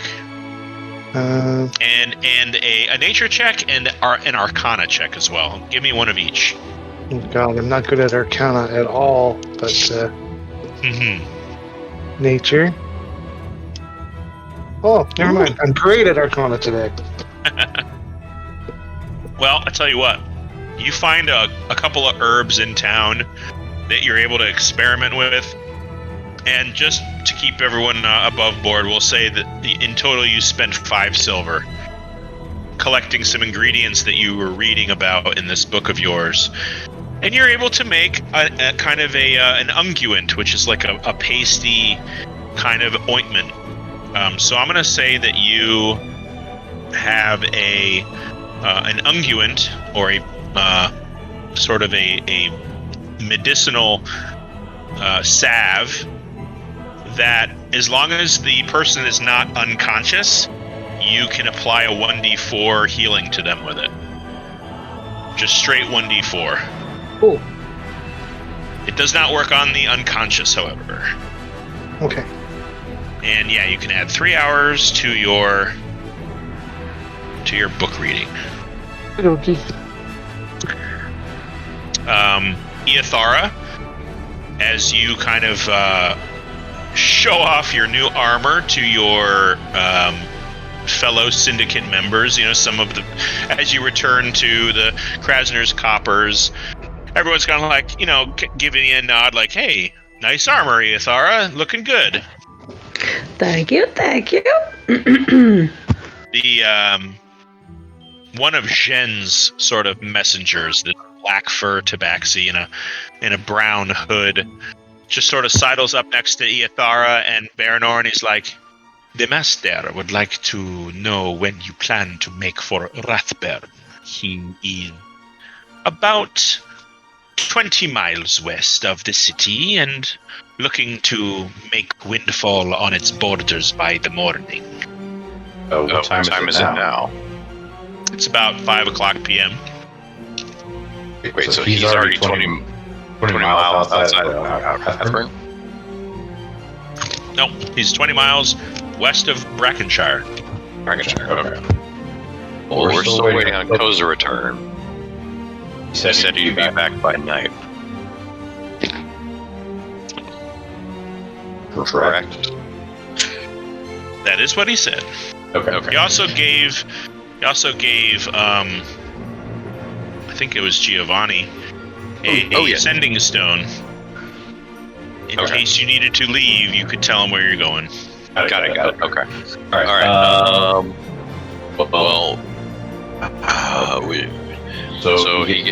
Our associate gave sending stone to one of our others, so we could let him know we're headed there.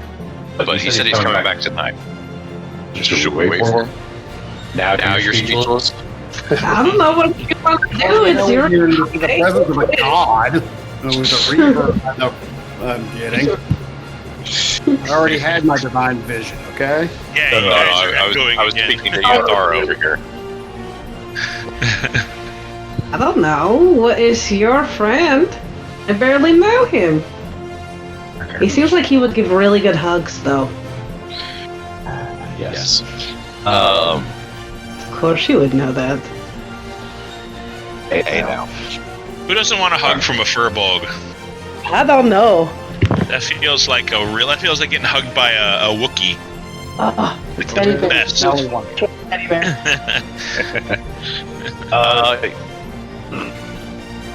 We leave. Post won't be able to find us until we get to Rathburn. Okay, so are we just trying to meet him there or no? How far is Rathburn? It is Like days travel, 2, 3. Yeah, it's about 30 miles west. So the Marquis is, like he said, he's meant to get. He's about 20 miles away from here, and you feel that he will probably be in Rathburn in the morning. Okay. You can get to Rathburn overnight easily. Okay. Even if you guys left now. Okay. Yeah. Definitely make it halfway at the very least. Did we bring our horses through? I think we teleported here, didn't we? Yep. Through a tree. Through a tree. But did we bring our horses? I know we didn't bring the cart. But did we bring the horses? I don't think so. Yeah, no, you did. Oh, we did? Yeah, I believe you guys used I believe you guys used the teleportation network that had contacts with.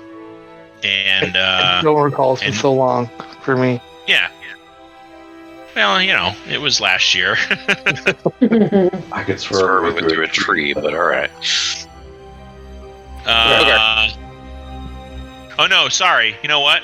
You guys went to Haven's Crest through the network. Uh-huh. Yeah. Okay, yeah. You did go through a tree. So I don't know, unless somebody wants to listen to the show associating audio, I'll say you guys are without horses or a cart. Oof. It's probably all still a Dane. Yeah, I will say that Giovanni and Iathara, most of you would know that you can have somebody ferry all of your horses and your cart, ferry it through caravan to a location. It takes 3 times the amount of time, and it does have a cost. Sure. We're trying to get to Rathburn. Expeditiously. Yeah. 30 miles on foot. Acquisition some horses. It's 72 miles, I believe. 72 miles. Yeah, it's 72 miles from Dane to Rathburn. No, I'm talking about like from Brackenshire to Rathburn. Yeah, from Brackenshire to Rathburn, you can get there overnight. Walking? Probably. Yes, you could, or you can get there quicker if you like Dr. Bean said, you requisition Sure.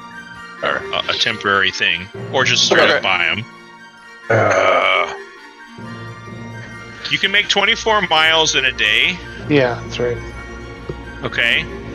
If you were to requisition horses, you could get there in 24 miles. 24 miles, you could get there overnight, no problem. If you were to, and just for your own personal reference, if you were to send for your horses and cart, it would take. Let me see here. It would take about 5 to 6 days to have them, so probably about a week before they could get them to Rathburn, if that's what you wanted them to do. We'll probably just go back to Dane and pick them up later. Yeah. Let's just requisition some horses and get on. Okay. You don't. Okay. I will relay that to the tabaxi that we will head out immediately. Okay. Heading out immediately. A riding horse is, to buy it outright, is 75 gold. They really don't like the idea of you renting them. But he did say, you kind of explained your situation, and he does offer that he'll buy them back at nearly cost if they're in good condition and well fed and well watered and well taken care of, and you don't keep them for over a month or something. Mhm. He'll buy them back at a reasonable price. Okay. Before we go and talk to what was it, livery? Yeah, the farrier and livery guy. Yeah. I pull Yuno and Axton aside and show them the note from the Hargroves, as well as I show them the now 193 platinum. And say, so this was given to us from the Hargroves. They sent it to us. I've already taken some of my piece of it, so don't worry about that. I haven't cheated you guys at all. I was kind of thinking that we, keep Maven's and Gravish's shares for whenever they are able to return to us. This was, as I said, this is given to us from the Hargroves, so Yasara and Giovanni wouldn't be, this isn't for them. Giovanni obviously doesn't need the money, and Yasara's got her own thing going on. So I would... do we know where to send money for Gravish? Care of heaven. Gravish. Yeah. I was just thinking we keep it with us. Who has the bag of holding? Thought we had a bag of holding. You know. Okay. So we keep. So I was thinking we keep that there. So 200 split 6 ways for Koza as well. Obviously, he's not here either. So his share. So that's 33 each with 2 remaining. Well, I'll take 33 then. 33. Take 33. I'm going to take 26 because that's all that's left of my 33. And then the remaining, 101? We put in the bag for Koza, Gravish, and Maven. Sound good? Sounds fine to me. You got that, Ken? Sounds good to me. All right. Okay, well, that gives us a little spending money as well. it does. Your riding horses are going to be 75 apiece. They're all fine beasts. Various colors: black, brown, painted, spotted. I want striped. Striped. There's no striped horses. Unfortunately, that would be a zebra. Yes, It's a zebra. It's a zebra. It is. It's a deerbra. I'll cast Find Steed. Oh. Show off. All right. What does your spectral horse look like? What does my spectral horse look like? Zebra. Yep. Yeah, zebra.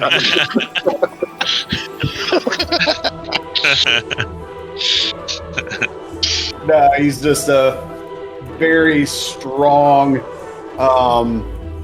white with what looks like some blonde streaks in the mane and a little birthmark on the snout. Almost looks like a comet. Cool. Okay. Yeah, he kind of materializes from this white shimmering light into this, similarly light-colored horse, complete with a saddle. It seems to serve your purpose. It's a large animal, as you're a large humanoid. Are we Renting or are we buying? Sorry, go ahead. Oh no, he doesn't. They don't rent horses. Right. He explained that if you purchase them and you return them in good order, within a few weeks, that he will buy them back at a reasonable price. Normally, you get kind of screwed on selling horses. They don't really pay you what you bought them for, but he's willing to give you a pretty good deal if you bring them back in good shape. So we're leasing them. Special. Yeah.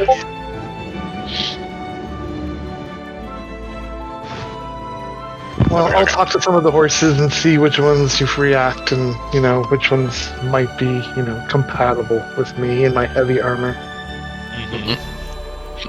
for a horse. Yeah, you're gonna have to get one of the big Shire. You're a pretty tall guy anyway, so one of the Shire horses definitely is capable of carrying you and your equipment. I'll take that little pony right over there. You mount it, and That one in the window? No, that old sway back right there. Thank you so much. Yeah. How I'll try much to is find that pony sturdy in the window? Yeah, Yes. I'll try to find a mightier, sturdy steed. Yeah, you find this large black Shire with a brown mane, kind of a brown, like, it's lightly folded over his right side of his neck. And, very bright black eyes. Seems like it's got a good energy to him. He seems responsive to you, slinging a lender or loner saddle over it. He doesn't seem to shuffle away from you. It seems like he'd be a good match. Very large. It takes you some effort to climb up on top, but once you're up there, it feels like you got 4 real sturdy legs underneath you. Okay, cool. And for everybody else, we'll say, they're all, like I said, browns, blacks, paints. You're able to find ones that work for you. And Draft horse? no, draft horse is used to pull a cart. Okay, so these are riding horses. Yeah. Okay, Just just checking. checking. Is there a silver one? A silver one? Silvery color. Silvery Right. color. Let's see here. Silver array. Why don't you make a perception check Okay. just to see if it exists in the world? If it does, you'll see it. Alright. Perception. Make sure it's not advantage or anything. Okay, normal. 18. 18. You don't see a silver one per se, but what you do see is another kind of chestnut-colored horse that has these silver, very very platinum blonde silver mane that is just a few shades grayer than its body fur. So it's got you got kind of like a very muted, dirty blonde horse with kind of a gray, long flowing mane. I'll I'll take that one. Okay, How much is it again? 75 gold. 75. Alright. Yep.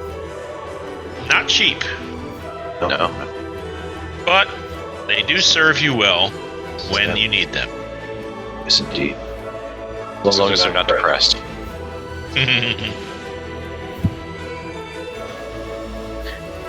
You had to pay for them. Never So an you story. You had to pay 75 gold for them so you can look them in the mouth all you want. Yes. Sorry, I was getting the weirdest look about the reference. So. I imagine that's a rotating daily basis for you. Yeah. She's never seen the movie. Yeah.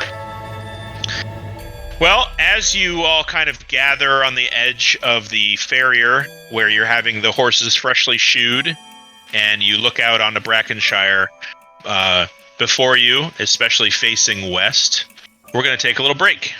Hey. I was half expecting See. to get this instead of what I got for a horse. I was half expecting a camel. Careful, they spit. No camels in Brackenshire. You got to go way further south for that, which is off the map that Bogey put up. So we'll meet back here at 4:30. Great. And we will continue this crazy journey west into the swamps of the Caulded Stix.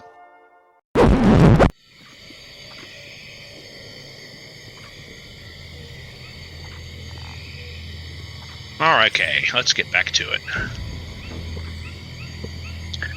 Alright, everybody, so you sit atop your horses of various sizes and colors, temperaments, and you find yourself at the western gate of Brackenshire.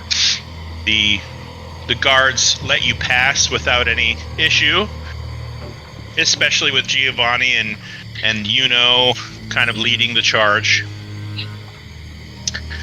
Is there anything anybody would like to do specifically on the road on this first leg of this journey? I shall name my horse Avocado. Avocado.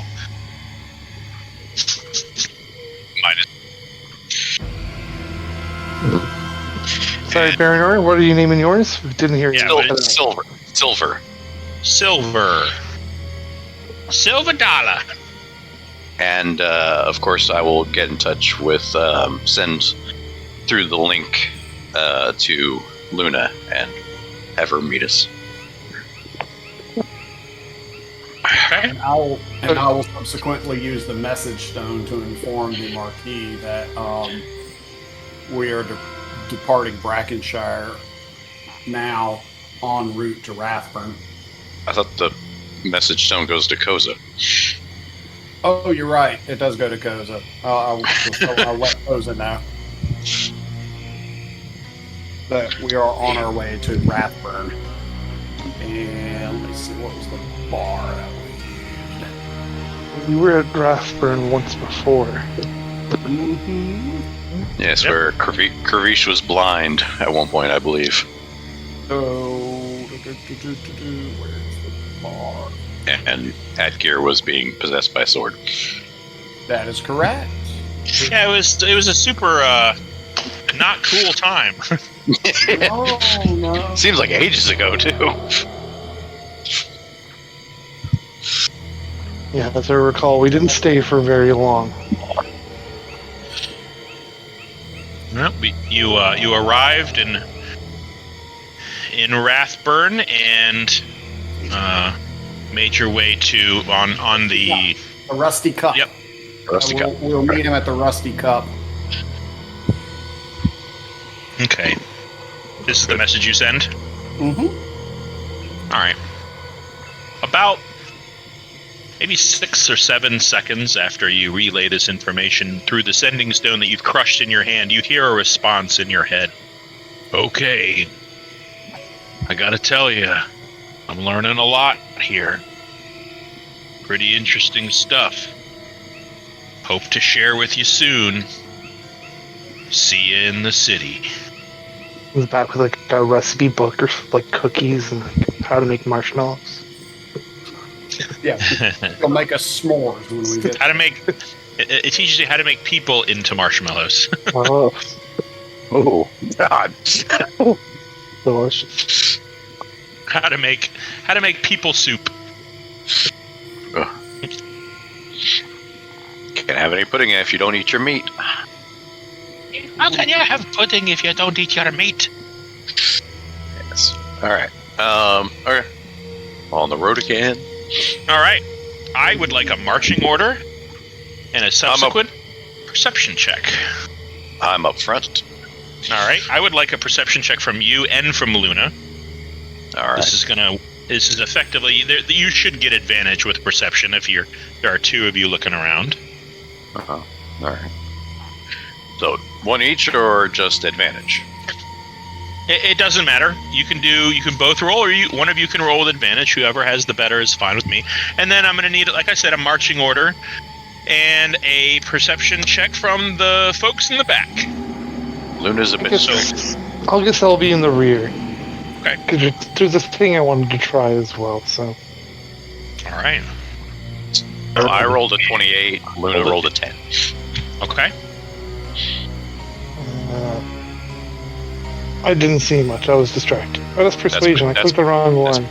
I will be behind. There we go, I saw everything. Jesus. That's better. Holy moly. 30. Nat 20. Holy moly. You have expertise in that or something? It's something like He's that. got the observant feat. Oh, that's right. Okay. He can see everything. No, I have Well, of course- prodigy, that's what it is. Oh. Of course he can. Rudolph the Red, his nose glows so bright he can see everything. That guy died like 30 years ago, didn't you know? See, Oh yeah, why is my name still there? Oh, his wow. name's popping up on the thing as Rudolph the Red. So Why, It is too. Not bad. What does it say on yours? Still says Rudolph Red. You're right. No, It doesn't. On roll 20. Oh, gotcha. Fixing it. Okay. There we go. Hey, you're the one having the identity crisis, all right? Still waiting for my inheritance from him. Yeah. Your family inheritance. Well, I would say he doesn't even know that Axton exists because Axton, you were frozen in a sphere when Rudolph was kicking around. I'm probably older than him. You're older than everyone. How old is he? I'm a couple hundred, I think. Oh, Jesus Christ. Yeah. Yeah. I'm before the Empire. He predates the Empire. Mm-hmm. He's a demolition man. Okay, easy. Got it. Done. Check. Lester Stallone or Wesley Snipes? I'll be with Snipes. Okay.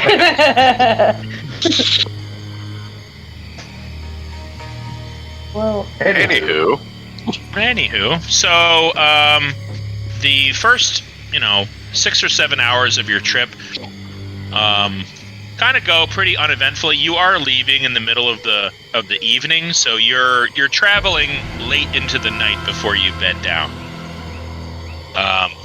And it's not a terribly uncomfortable journey.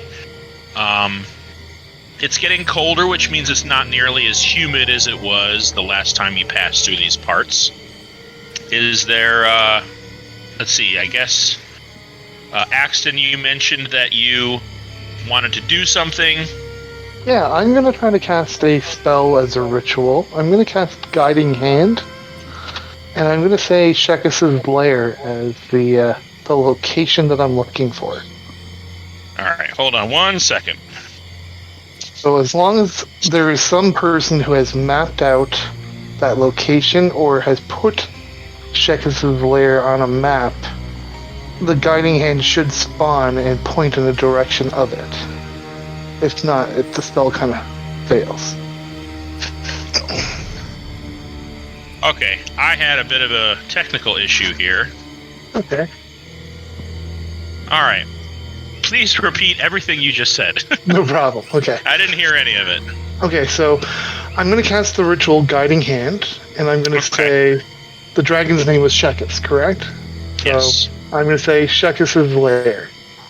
And that's the location I would like Guiding Hand to point to. Okay. So as long as Shekkis' lair has been notated on any map on this plane of existence, or has been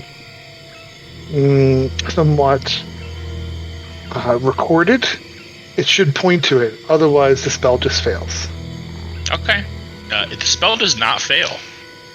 My question to you, however, is how is this information relayed to you? It makes a spectral hand and it points in the direction. That's it. Oh, okay. Well, as you stand here, you're about... It's dark now. It gets dark quick here, especially the closer to the Caulded Stix you journey, which you are you're about an hour or two into the territory of the Caulded Stix, and you do see this green spectral pointing hand-like object float above your head, and you seem to be going in the same direction that the hand is. So this, I let everybody know. It's like, so it seems as though I may be able to help guide us towards where Shekkis' lair is.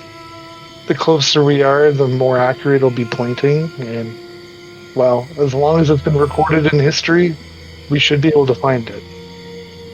Good to know if we actually need to head toward the lair itself. Mm-hmm.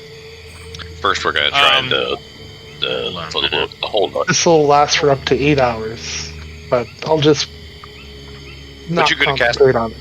But you can cast it again. Oh yes. Well, I just casted this as a ritual, so all right. It only took me a minute. Sure.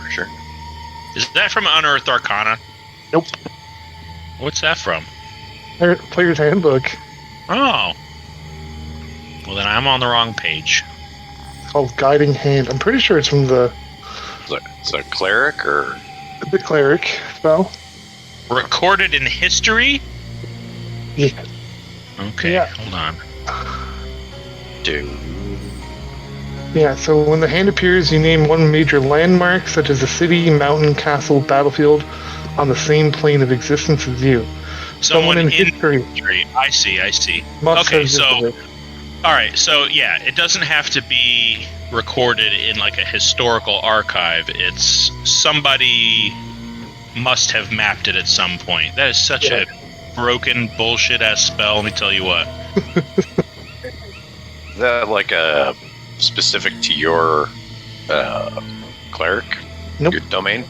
I don't even see that in the. Yeah, I'm not seeing it in Got it. DB. Yeah, I'm seeing it on or- I'm seeing it on Unearthed Arcana 36 starter spells. Really? Oh no. That's where I see it. Where did you get it from? Like, I have it as my cleric spell list. That's where I got it from. I'm calling BS on that shit. I'm It's looking not at it. on D&D Beyond.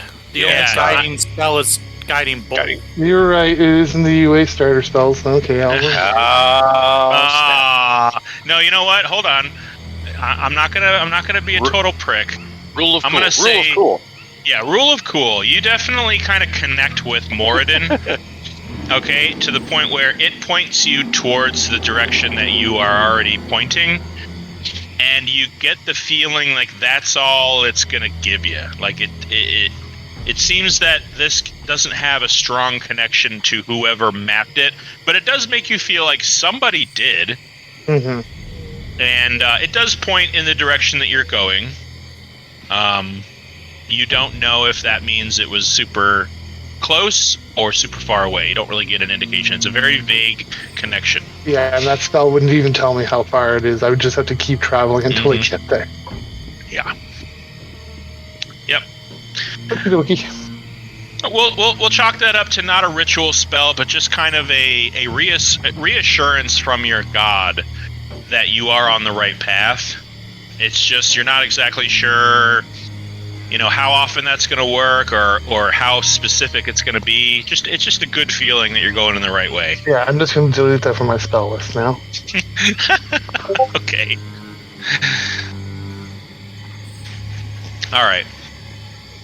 Fair enough. All right. That is going to be about 18 miles of a journey.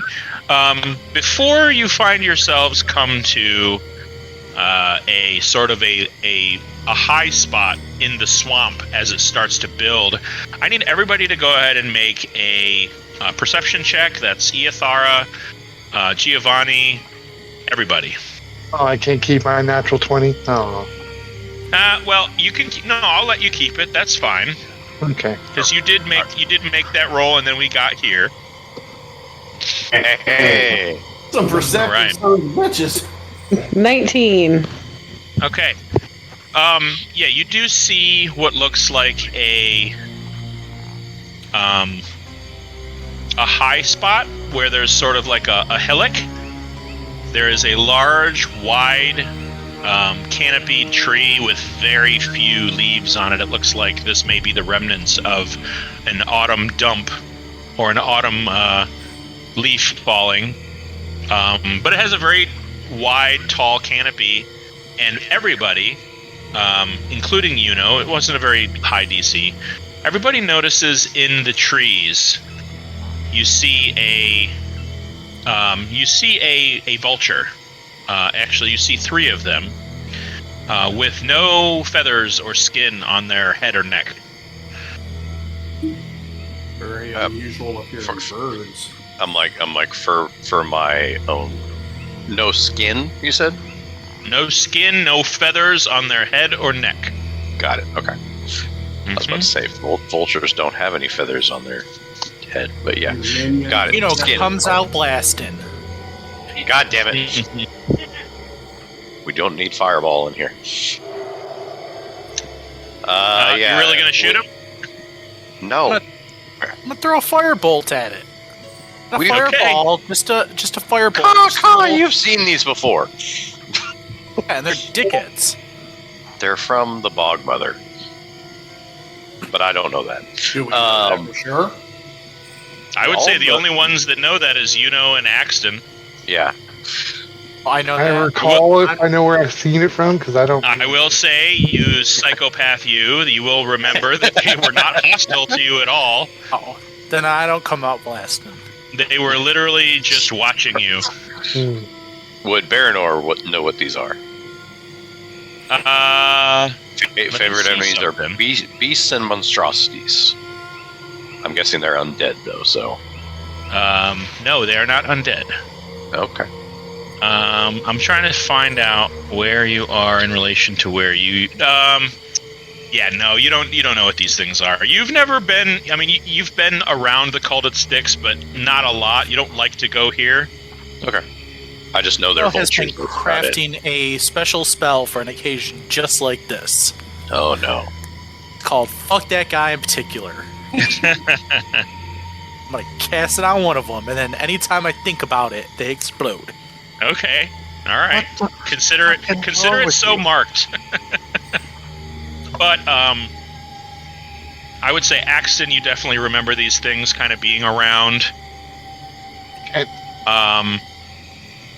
And you all find this. It's like I said, it's a hillock with a tree, a couple of large stones, where the trees just sort of sits between. And you find a good place where you think you could probably tie up the horses at the bottom of the hillock. And between these stones, you imagine that you could craft a very convincing dome that looks like rock. A tiny hut, per se. Something like that. I'm going to cast Tiny Hut, and I'm gonna make it blend right in with the rock. Yeah, easy enough to do. It seems very inviting for everybody. It's warm inside, whereas it's kind of wet. Not as wet as it was the first time you were here, but it's definitely a little more damp and cold, which is not a very great combination, strictly speaking. Actually, I have seen these things before. When I first met the group, as we were leaving the wooded area, they were following us, but they stopped. That's true. As we got closer to Dane. That's true. You're right. They did. Yeah, so you recognize them as well. You recognize them as being the minions of sorts of the Bog Mother, and that, whatever that means. I don't know what that means. I just know from what they've told me. Yeah. They seem harmless, perhaps just like security cameras. It's how she probably gets her information from the outside world, and she's stuck there. Yeah. Eyes and ears, so to speak. Mm-hmm. Do they have eyes? No, they do not. Oh, interesting. They're easy enough to see. They're high up in the tree above you, but they're not too hard to spot. And they do not have eyes. Just Easy. empty skulls. So I guess we're just gonna make camp for the night. Yeah. I don't know about you, but I'm exhausted. All right. Well, in the tiny hut, everyone seems to be well protected for 8 hours. Nothing can get in from the outside. However, it is translucent from the inside. Would anybody like to stand watch and keep an eye on the camp? I'd like to at least pull a shift. Okay. Go ahead and give me a perception check. All right. Rolled some good ones. Let's see if that luck holds. Nope. Oh, no. You hate it here. No, it I is do. not. It is not pleasant. This is a perversion of the forest that you grew up in and that you feel at home inside. The trees are twisted and rotten. There's a constant, wet dampness that now is accompanied by kind of a frigid cold that is completely unpleasant. It makes your joints ache. You don't see any bugs exactly, but there are slithering creatures and insects that kind of crawl along the ground dotting between puddles on the ground. But it's difficult to see, even with your dark vision. There seems to be kind of a blanketing fog that sort of wafts in and out of the terrain that you're in. I can hear. Everything feels off. Yep. Kind of. No, kind of Luna. hear and feel. Yep. Go ahead. No, go ahead. You kind of feel a roiling tremble under your feet too. Just constant? No, it's erratic. It's not very jarring. It's very, very soft and subtle, but it's there. Baranor has some minor flashbacks to a boule coming up out of the ground. Okay. Very unusual place. I don't like it. I'll take second watch. Okay. I don't know when you want to relieve me. Or I relieve you. Sorry.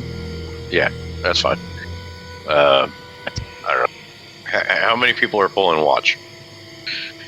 Got to be at least 2 more. You can only do it in shifts of 3? Sure. 3 hours, because you need at least 6, or I guess 2 hours.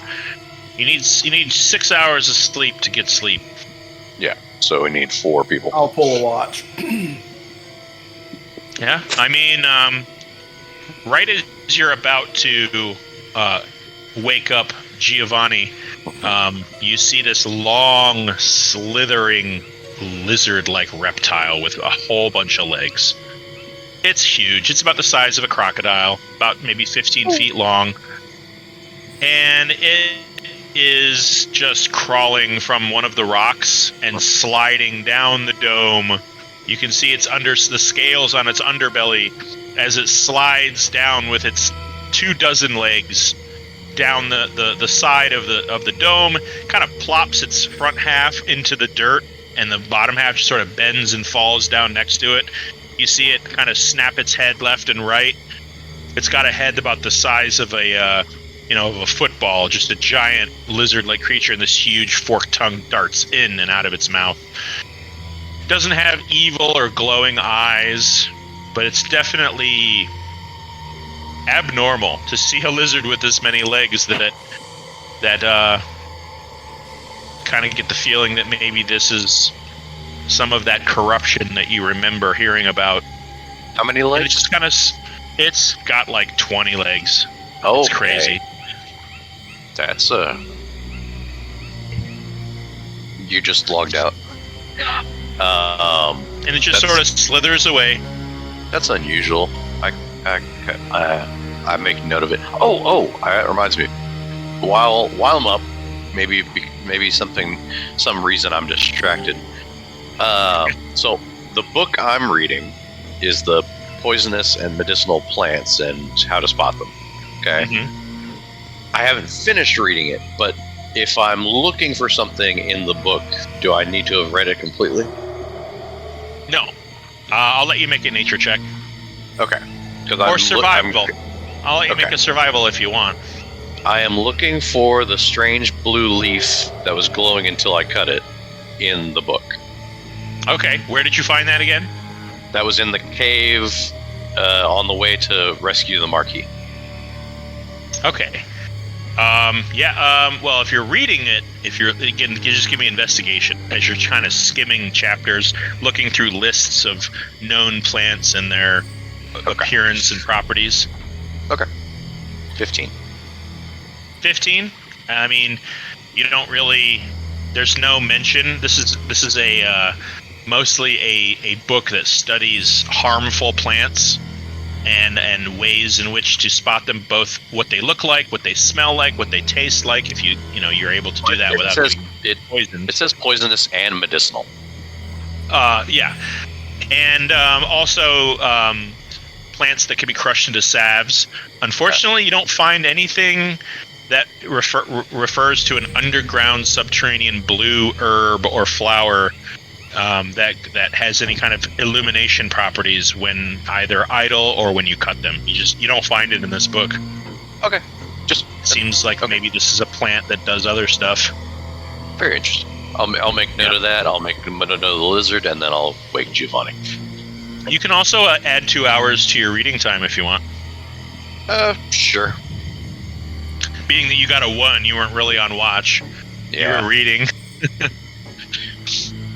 Giovanni, you watch as this large multi-legged lizard slinks away down the hill and into the swamp. I need you to make a perception check. As Baranor kind of gives you a nod and totters off to sleep. I am actually going to use, as I see that, I am going to use my divine sense. Okay. So It is not a celestial or demonic or devilish creature. is it affected by the Hallow spell? The Hallow That spell. does. Wow, what does that do? It's That's part of the. okay. Yeah, it's in the spell. Hallow. Oh, Hallow is essentially like if a area has either been blessed or cursed, kind of thing. Ah, really? I think it's really high up. It's a high level spell, I think, right? Oh, it does protect against celestials, elementals, fae, fiends, and undead from entering your area of 60 feet, so that's kind of cool. So for 2 hours or until the spell is ended, that effect is on. You can also bind an extra effect to the area. You can make it dark. You can make you can make people in the area courageous. Protection from a kind of energy. It's actually a pretty powerful spell. What would you like to happen? You can make creatures in the area afraid. He's saying affected by the Hallow spell. Yeah. He's not casting Hallow. He just wants to know if it's already been affected by a Hallow spell. Yeah. Oh, no. Since you had no idea about the spell, I'm assuming the answer is no. No. Also, it's No, a you're in the fifth middle level- of a swamp.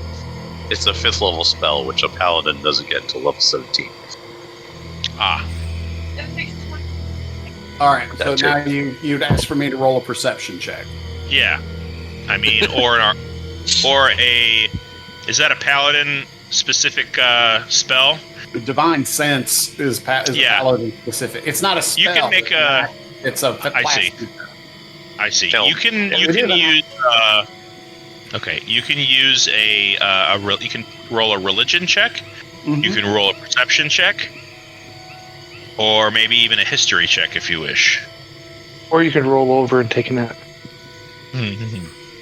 Don't know shit. Oh yeah, I mean, you're not a fan of the swamp. It kind of goes against everything that you find Jesus. comfortable, Yeah. and you don't. I mean, as far as you can gather, you're just in the middle of a swamp. It'd be very weird if somebody came to this specific spot and made it hallowed. You don't see any man-made objects like an altar or a makeshift shrine or a temple or any kind of worshiping. It's just all just rocks, mud, dirt, and gross. Pools of water everywhere. Are you still trying to refer to my divine sense? No, I'm going according to your perception check. Okay, so we moved on. I've used my divine sense. There's Mhm. nothing there, and now I'm doing perception for my watch. Right. Okay. Yeah, you Okay. don't see anything. Your divine sense gives you the idea that there's no way this is hallowed ground. Mm-hmm. And your perception check, I'm going to say you spend most of that just sort of studying the immediate area Mm-hmm. for your divine sense, so you don't really get a feeling of anything in the immediate area that's harrowing you or harassing you. Like I said, there's no bugs, and likewise, nothing can get in anyway. Okie dokie. And with that low of a roll, you're very tired and you fall asleep about halfway through your watch. Very, very low perception roll. It's pretty dark. I don't know if Genassis have dark vision. I know dragons do. 60 feet. Yeah. It's pretty dark, it's pretty gross. But your watch ends by either somebody kicking you awake or the sun coming up over the plains. We'll say the sun. Yeah, you don't actually. Pocket him. Oh, yes, you can. You most certainly can. Okay. I'll even give you advantage on a sleight of hand check. Advantage. What are you doing? I'm pickpocketing Giovanni. Oh my god. 17! Because I rolled really low. 17. All right. What do you want? You want gold or an item? Item. All right. Jesus Christ. Giovanni, I want you to pick a handheld item from your inventory and give it to Iyethara. Held item. Okay. And something juicy. None of this beef jerky crap. I don't want your dried ration. Beef jerky time. It is beef jerky time. You find a set of manacles. Manacles. Okay. Awesome. That's Kinky a regular Giovanni. ass. I know. She's very excited. And she puts them on you. Maybe later. So yeah, she's like shakes him awake. Hello? I see that you fell asleep on the watch. That is like rule number 1, things you're not supposed to do. You're absolutely right. How terrible of me. I do apologize. It's fine. I don't really care. It's fine. Oh god. Ow. Okay. So you're gonna go back to sleep. No. Nuh-uh. Supposed to be on watch. Watch. Okay. I can take the next watch. I only need to sleep for like 4 hours. That's right. You're an elf. I am. I favor the elves. Just go to sleep, Mr. Hot Rock Man. It's fine. Again, as the two of you are sort of doing the changing of the guard, both of you feel a slightly more violent rumble under your feet, accompanied by a kind of a low grinding hum. I don't like This that. feels a little more pronounced, a little more restless, and it's a little more steady than it was when Baranor was paying attention.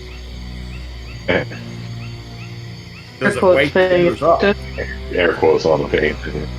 It does not wake anybody else up, but because it's not very loud, and it's not terribly violent. It's just much more noticeable than it was before, which is why nobody else noticed it, except for I believe Axton. Okay. Yeah, and then it stops after about 20 seconds. I don't like that. I don't either. You know anything about stuff like that? Like what it could be? Because I got nothing. I'm from the city. Me too. Anything with me being an earth genasi, would I recognize that as like a natural tremor, burrowing? It definitely doesn't sound like a natural earth tremor. It sounds like burrowing, Yeah. or something under the surface causing this disturbance. Yeah. So I relay that it's almost like some large creature burrowing under the earth, or something not natural.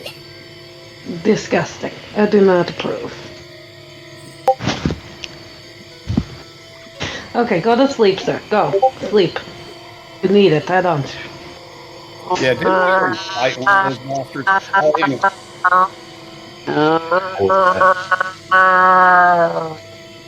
I need Iyethara. Joe, what the hell's going on with your mic?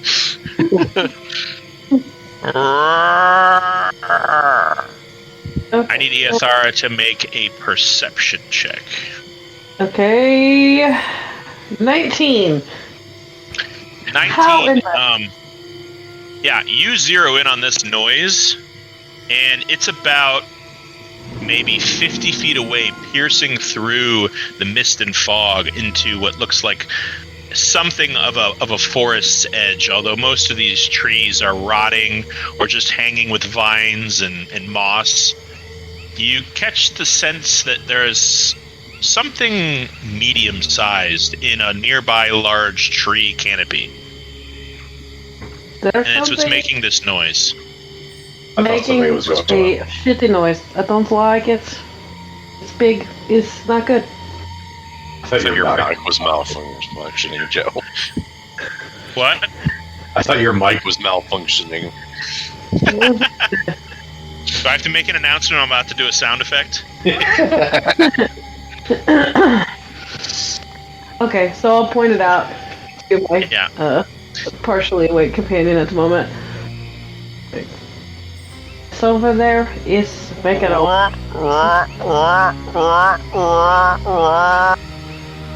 But I know that kind of sounds like a frog. No, you would know that it kind of sounds like a large bird, Okay. I mean, it sounds like a bird. You see a bird? but like a Mr. big one. I don't like this. Go wake up Baranor. This is his job. This is what he does. He's the forest guy. I thought you told me to go to sleep. I went and lay down. She's talking aloud. I'll shake Baranor. There's the big bird over there. I need to go figure out what it is. I don't know what it is. I don't like it. just said it's a bird. It sounds like a bird. I don't know what it is. Go figure it out. Alright. Getting up, and I see what she's talking about, or How far is your dark vision? just standard dark vision, so 60 feet. You hear it again. It makes this low-pitched, shrilling, crying sound. Okay, You can zero in on it, but you can't see it. It's too far away. It's about 100 feet away. 100 feet away. Okay. Mm-hmm. Do I see anything in the immediate vicinity? No. I will. All is clear on the eastern front. What about the western front? I will sneakily, grabbing my bow, I will move out of the dome toward the sound. Okay. Yeah, go ahead and make a stealth check. All right. Yeah. 9. 9. You Just you woke me step up. right. You step right. You grab your bow. You step into a puddle and immediately splash down to your knee through a large mud hole. Mud hole. And that's like 5 feet away. So you didn't get very far before this happened. Okay. And you can hear Una, or excuse me, you can hear Luna nearby just kind of give like a dog sigh, like "Brr, Ruh-roh. bro." All right. I will kind of mutter under my breath about Iathara and continue moving on with my now wet boots. Okay. Yeah, you make it about 50 feet out to the point where you can see the tree line, and you notice that this is a rather large, kind of mud-colored bird. Now, you can't see it in color because you have your dark vision, but you've experienced these before. They're kind of everywhere. They're about as common as, say, like maybe a griffin or a rock would be common. I mean, it's not like they fly in flocks like crows, but you have seen them before. They're called dropnars. Okay. And they're a medium-sized carnivorous bird. They have a large kind of pelican-like neck, and the bottom half of their beak extends as sort of an underbite with these kind of upward-facing protrusion, almost teeth-like jagged edges on their bottom beak. And you do know that they are not the bravest creatures in the world, that it's not too hard to scare them away with maybe a little noise or pain compliance. Sure. And there's only one of them. That I can see. Would I know? Luna seems fixated on this one. Would So I there were know others from- you'd feel like she'd be looking at him. Gotcha. Would I know from past experiences how difficult it is to kill one?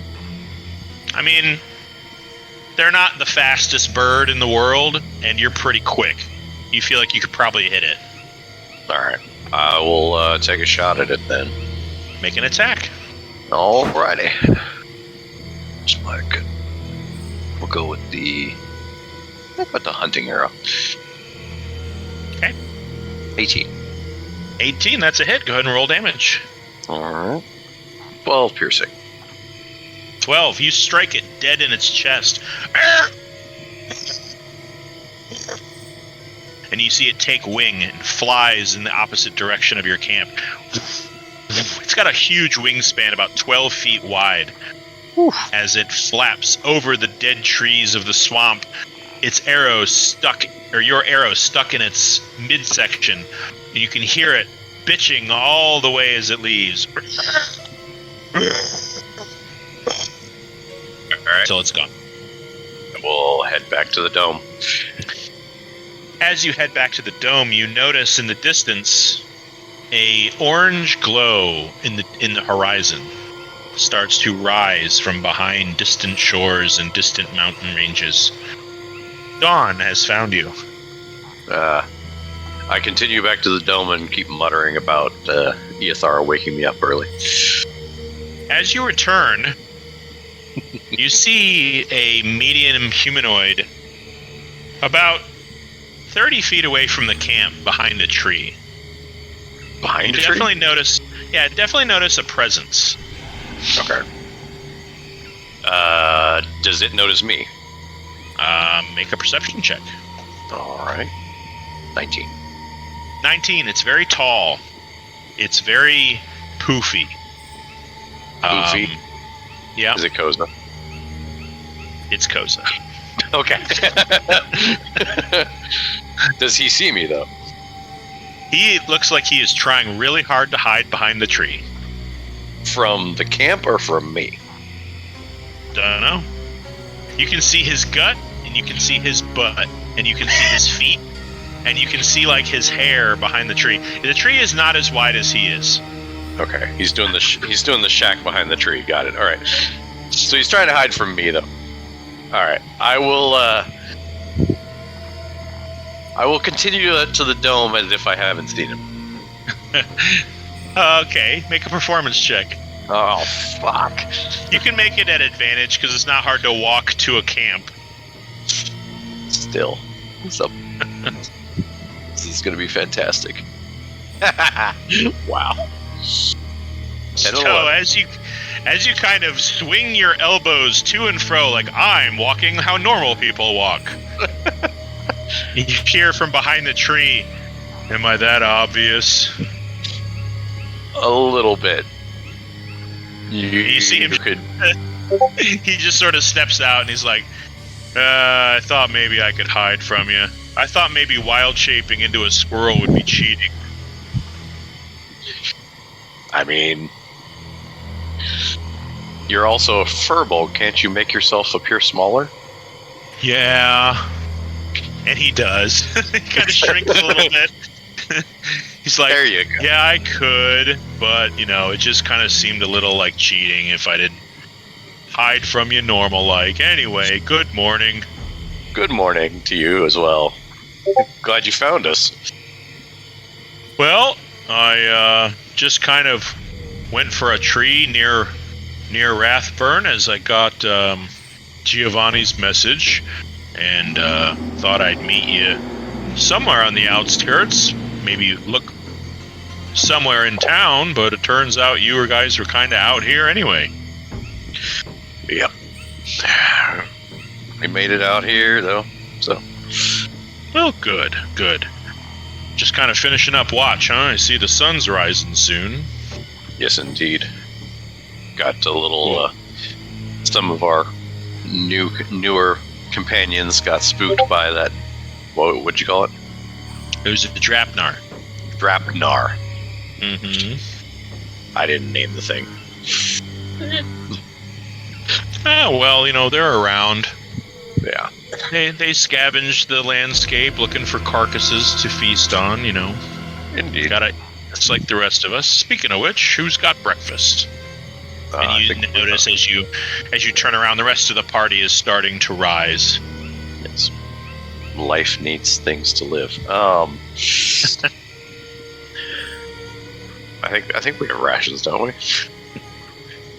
Pretty sure you got some meat wrapped up. Yeah. I mean, I do. Yeah, somewhere. I don't know if it's in this. Yes, I can hear you. Is it morning already?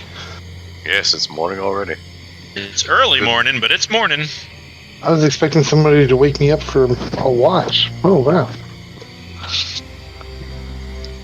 No, you know, Elf, she can pull longer shifts than the majority of us can. Makes sense.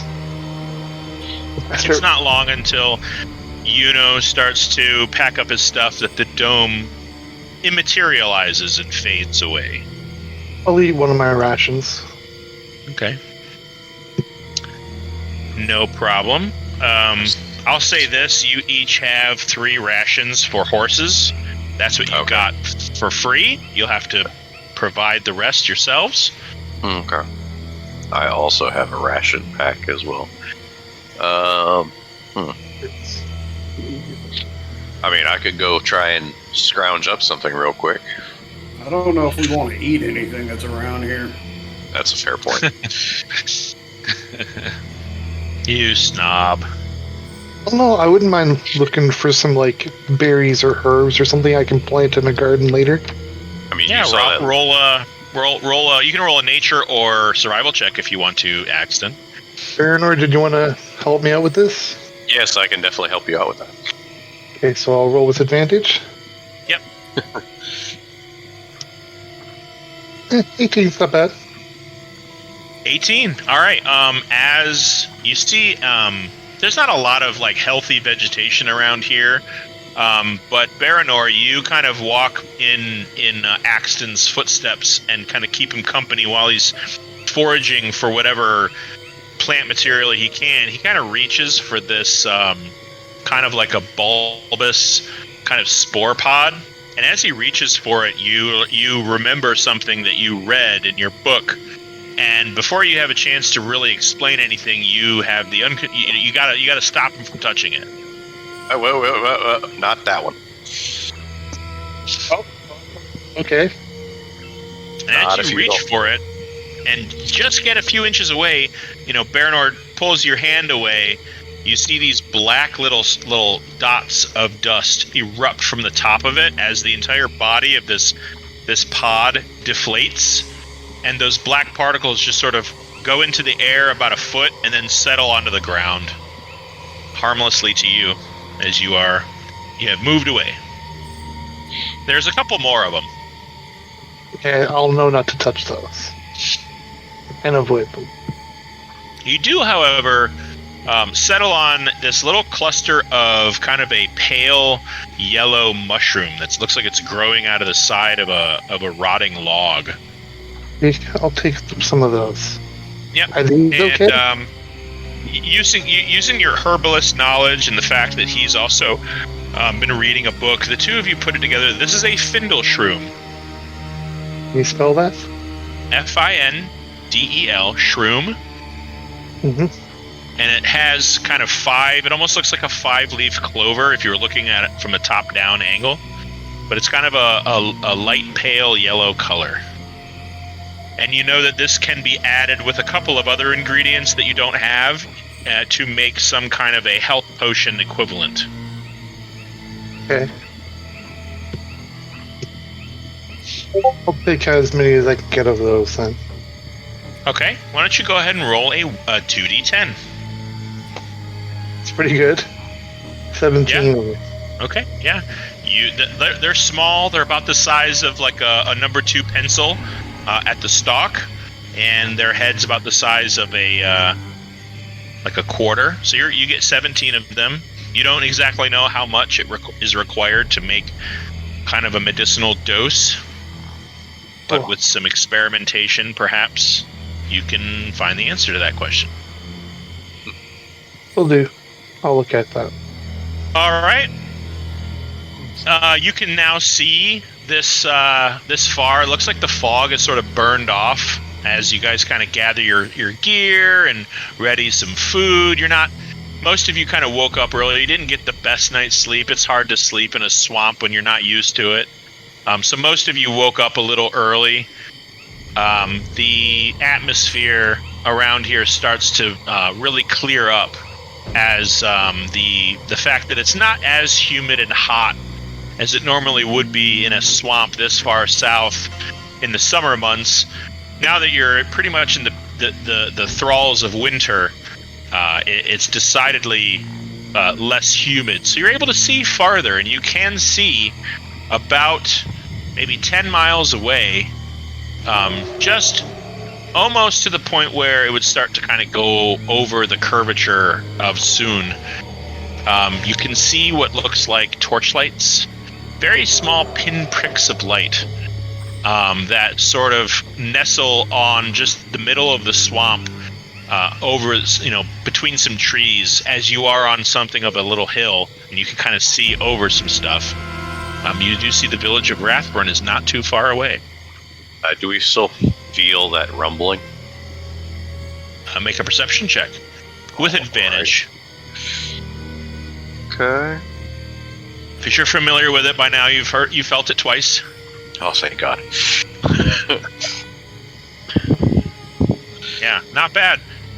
You do not feel that same rumbling, although you do feel something similar, almost a very slight shifting of the earth beneath you. Very, very gentle. Not violent. It's not throwing you around or making you even lose your footing, but you can kind of feel like the whole hill is sort of very slowly rocking left and right in an erratic way, not in a rhythmic way. Interesting. Would I know what this is from my travels? It just feels like a big giant hill. Although you do see Koza kind of kneeling with his hand flat down on the ground and his eyes closed. Cozy, do you feel that? Oh, yes. Yes, I do. Any I feel idea that. What it means? It means we found a very special place to sleep last night. And he just kind of looks at the rest of the group. He's like, I can show you if we're all ready to move on. Sure. Okay. As you all ready your horses and hop and kind of climb down from this hill, mind you, the hill is about maybe 30, 40 feet across and maybe about 20 feet tall at its peak, although it's a very rounded dome. You all slip off of it, climb onto your horse, and you see Koza, who kind of puts his fingers between his lips, and you hear this whistle, and out from the woods comes this very large, very handsome, antlered reindeer. And he's like, I made this guy, I made a friend out of this guy last night when I was looking for you all, too. And he climbs on top of him, and he doesn't have any reins or a saddle. He just sort of jumps onto his back and sort of pats his neck. He's like, all right, let's go. Nice and easy.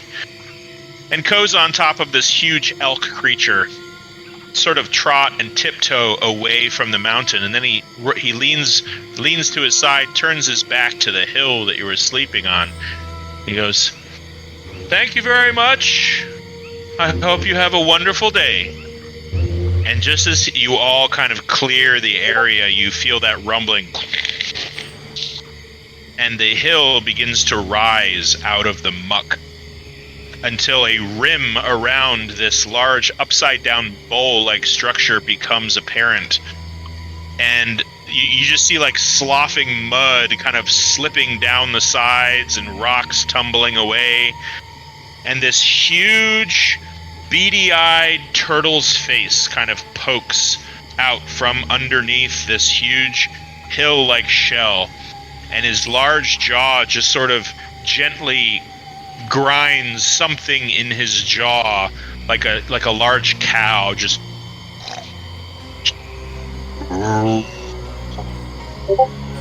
Would I know what this is?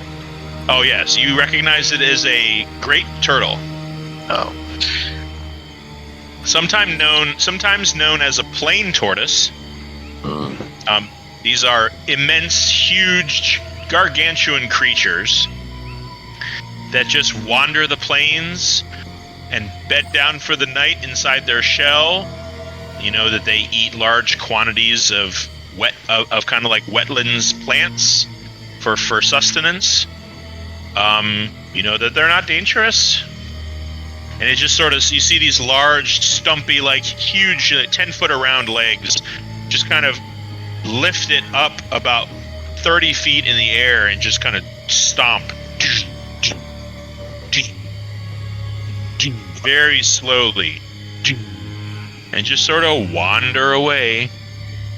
I will mimic Koza and cast Speak with Animals on myself and thank the great turtle.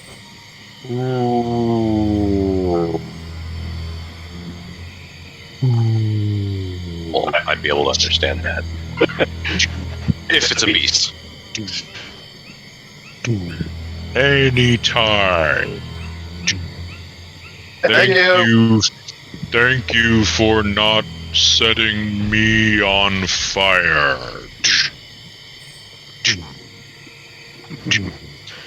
And he just sort of disappears into the distance as you turn around and disappear into the woods. He was nice.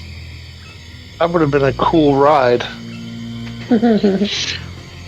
A walking fortress. Oh, man. So, it doesn't take long for you to traverse through the the woods until you reach, and it's not the woods, by the way, it's very sparsely laid trees. You can kind of see the tree where the Dropnar was perched. It was a sturdy old thing, but looked mostly dead. Okay. And as you move your way through, you eventually get to what looks like the edges, the outskirts of the city or the town of Rathburn. And let me do something here. I think. Okay. Session content. All right. Oh, hold on. Got a message. I sent you a resource earlier. You sent me a resource. I will read up on that. Yeah. Thanks, Barry. No problem. Okay. Just as a reminder, I've sent this to you before, but as I've said before, I absolutely love this picture. And this is what you see before you, the city of Rathburn. Doesn't look terribly different from where you left it. Stick and log structures, kind of on stilts, dotting this swamp-like atmosphere. There's a couple of tall trees. And Axton and and Koza definitely recognize this place and where to find the rusty cup without much issue at all. I'm going to say that Koza has no business in town right now. Does anybody else have anything that they would like to do in Rathburn before you head to the rusty cup? I will say that Koza kind of makes you know what? I'm going to make him roll because I don't know how smart he is. Yeah, it's a natural 20. Woohoo! So he's pretty smart today. Koza makes mention that perhaps we should change our appearance. This is a Black Wing run kind of village, and, well, they know who we are. So I'm going to do what I can to make myself look different. I suggest you all do the same. Pretty smart. Yeah, that's a pretty good idea. Yeah, you're lucky he rolled a natural 20, too. So you see Koza kind of, he dips into a nearby, kind of like a clothing shop and buys a big brown cloak that sort of covers his whole body. So I'll make note that he purchased that. All right. Anything anybody else would like to do? I'm going to cast Disguise Self. Change of clothes. Okay. I'm going to take that one at a time. You're casting Disguise Self. Does that last an hour? Or does it last 8? It lasts an hour. Okay, perfect. What would you like to look like? What does choose to disguise himself with? Bright red hair, green eyes, freckles, super short. Wow. Okay. It almost sounded like Rudolph the Red for a second. Yeah, almost. When you say super short, you mean short hair, or you are short? I am short. Okay, super short. Like, are we talking halfling, dwarf, gnome? I thought there was a limit with disguise self. It was only like about a I think it's 2 feet. Yeah, 1 foot. Okay. Oh, 1 foot. Okay, so you're a short human. Okay. And vestments? Any change in your clothing? Yeah, instead of my normal like sparkly robe, it's gonna be like just a brownish kind of mud-colored like traveling cloak. No, nothing too colorful. Very drab. Very almost burlap sacky. Okay. Little higher quality than that, but that general vibe. And a low quality khaki. And I'm gonna turn my staff into just a plain like wooden walking stick. Okay. Plain walking stick. All right. Everybody else, what are we looking like? Let's go down the list. Barry, what's Axton looking like? What are you gonna do for him? Not that you have disguise self or anything. I have no disguise self. I have no disguise kit. I have no performance, so I guess I'll just go Rambo style and just go in all dirty and just wear. You are wearing a different set of armor than you wore last time you were here. That's true, but I will put my wool cloak over everything so they can't really see me very well. Cloak and dirty. Got it. All right, Giovanni. For my armor, I'm going to get into some of the mud and the brackish water and rub it over my armor to really kind of stain it, darken it, take the shine off of it. Okay. Get some mud to get into my hair to try to help darken the color of it. Yeah, you just kind of crawl through the mud for about 5 seconds and just you're covered head to toe. Mm-hmm. And then get a plain drab olive green cloak to put over everything. Okay, that's just going to be 5 silver. Fair enough. Yeah, that's easy enough to do. All right. Baranor, what are we doing? Who are we hiding from? Blackwing. Blackwing. Okay. I was just going to make sure. All right. Okay. I will buy just a generic kind of. Let's go with a blue traveling coat. And then I'm going to blue traveling what? A cloak. Okay. That's going to be 5 gold or 5 silver. Sorry. 5 silver. Okay. Yep. Okay. And then I'm going to. Steph's not going to like this. I'm going to pull my hair up into a top knot in the back. Ooh, okay. And then I'm going to take one of my daggers and shave off my mustache. Oh shit!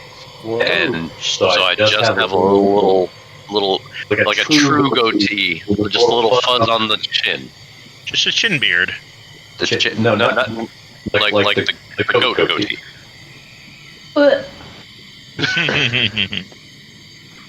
Little dangle. I hate it so much. Oh, I know.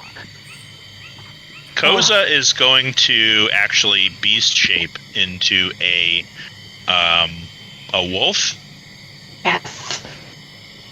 So and he's going to walk alongside. Yep, he's going to walk alongside Luna, and he's much bigger than her. Hey. The elk is going. The elk that he was riding is going to scamper off into the swampy forest beyond, and he's just going to walk alongside Luna. He's much more traditionally colored. He's kind of got patches of gray and dark, kind of white and dark gray, and he just has the same colored kind of blue eyes that he has in his Firbolg form. And he's about 6 or 7 inches taller at the shoulder than Luna is. Iyethara, anything for you? I will say that those of you who have never been here before don't feel a need to hide, especially Iyethara, as you have not had any dealings with the Black Wing. Yeah, no. I do have a disguise kit, so if anybody like probably the Earth Genasi should probably have me help out with the facial situation. I could definitely use a better disguise. I'm just dirty in a cloak. Yeah. Okay, come here. I'll help you. This is not it. We'll help. I will help you. Come here. And so I don't know what I need to help them. Yeah. I'll just take a dex check with your proficiency modifier.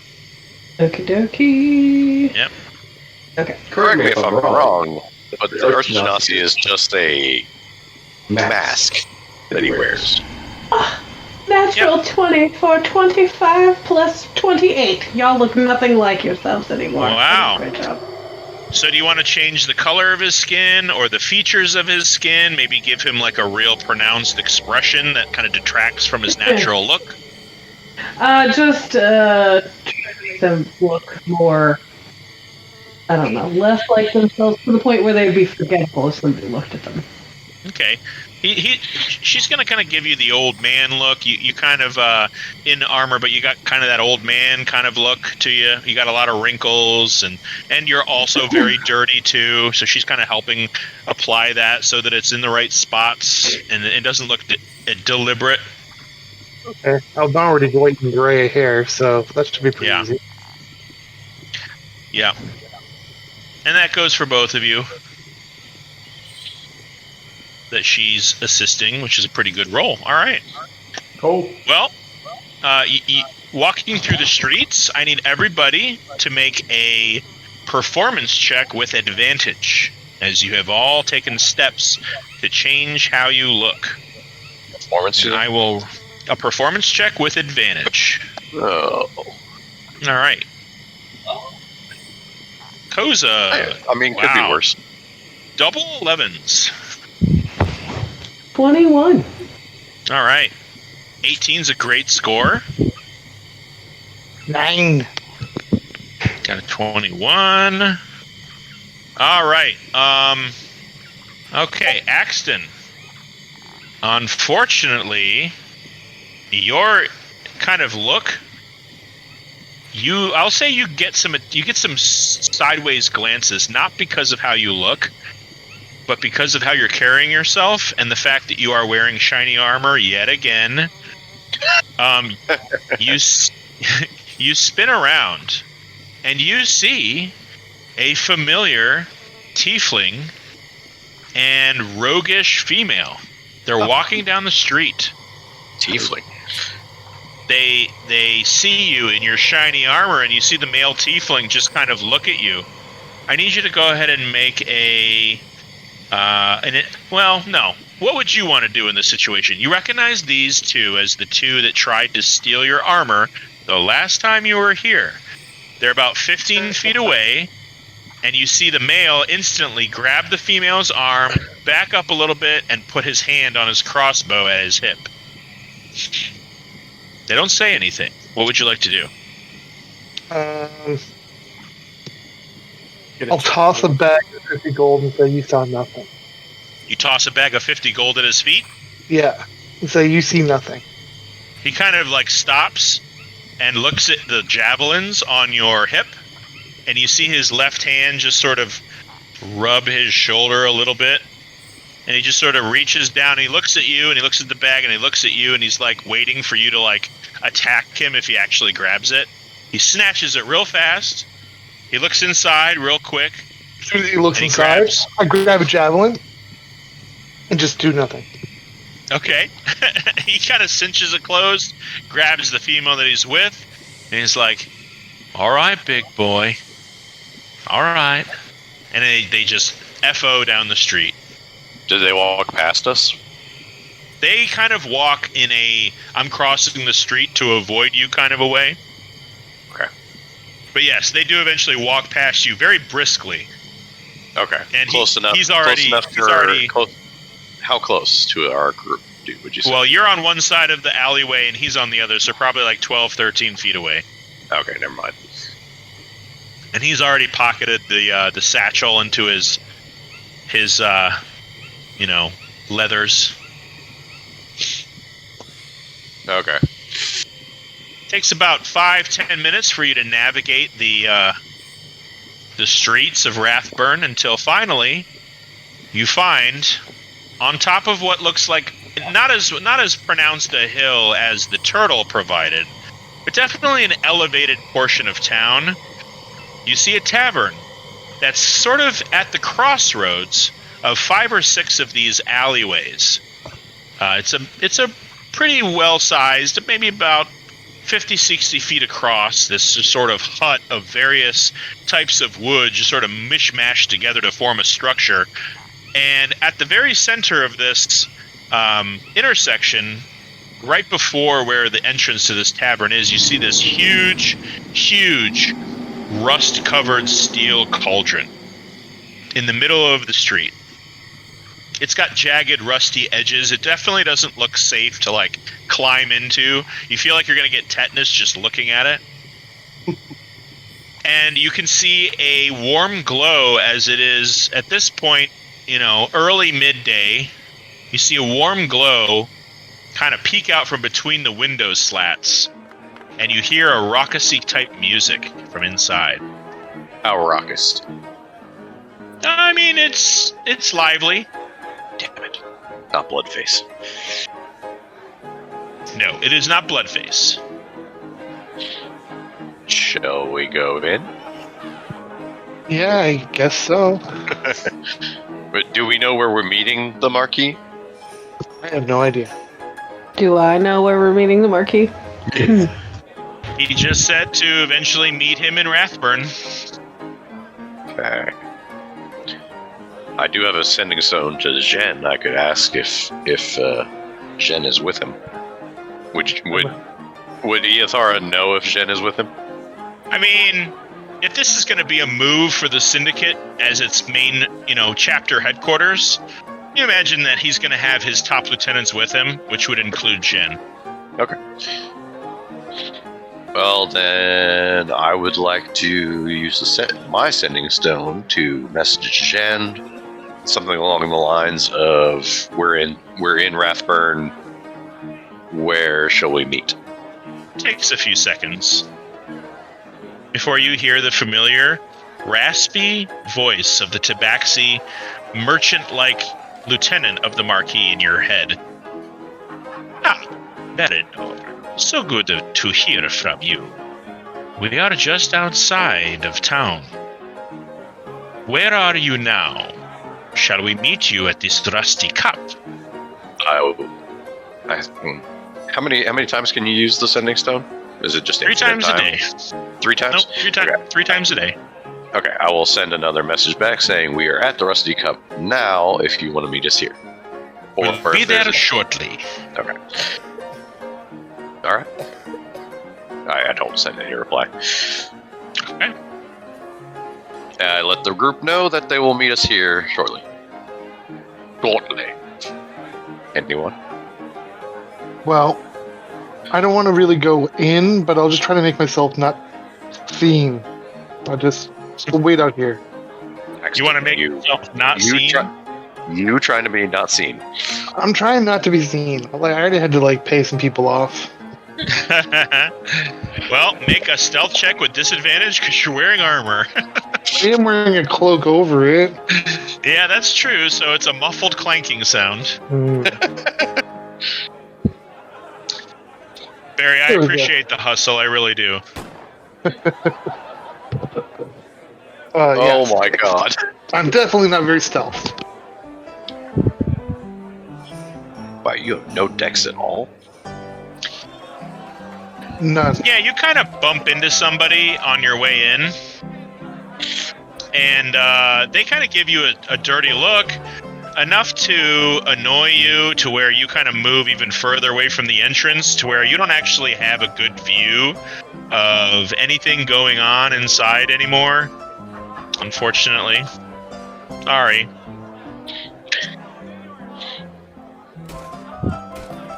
Oh. So you're standing outside the Rusty Cup. What are we doing? With 2 wolves. Let's make a decision. Should we try to get some rooms or something? Maybe, get out of sight of everybody. Yeah, you're outside. Let's go in and let's find something to eat. Well, I actually agree. Let's go in and get some rooms, and then we can figure out what's going on as we wait for the Marquis. Sounds good. I just go inside. Okay. Yep. You see at the counter a familiar face for Koza, Yuno, and Axton. Hold on. You see this guy. A large bugbear from behind the counter who is currently cleaning a glass. You recognize him as the bugbear Bartok. He's the individual who gave you some information about the Bog Mother, a little bit of information about the Black Wing. He does not, to your knowledge, does not know about Shekkis or even believe that there's a dragon in the area. He actually seemed pretty adamant about that. And he kind of glances over. It looks like he recognizes you, but not really that well. And he's like, and then all of a sudden his eyes get really big and he goes, "Oh, hey, you're the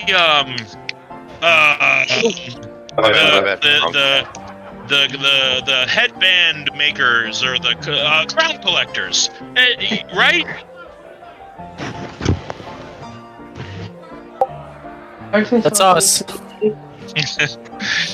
I thought that was you. Hey, it's good to see you. And I noticed you got some new friends, and it looks like you're missing like a lot of people. Then, kind of the change into the guard must be sort of regular in your line of field, eh? I noticed that you don't have your silver-scaled bard friend, or your little dwarf buddy, or even your blue-skinned changeling fella. He looks like he's missing too, huh? Been busy, haven't you? Did the changeling ever show his true form to this guy? No. Yeah. He just noticed that he always looked different. Sometimes he was a woman with blonde hair. Sometimes he was a blue-skinned guy. Okay. Yeah, I mean, some of us are new to the group. Others we're trying to find. Really? Who are you trying to find?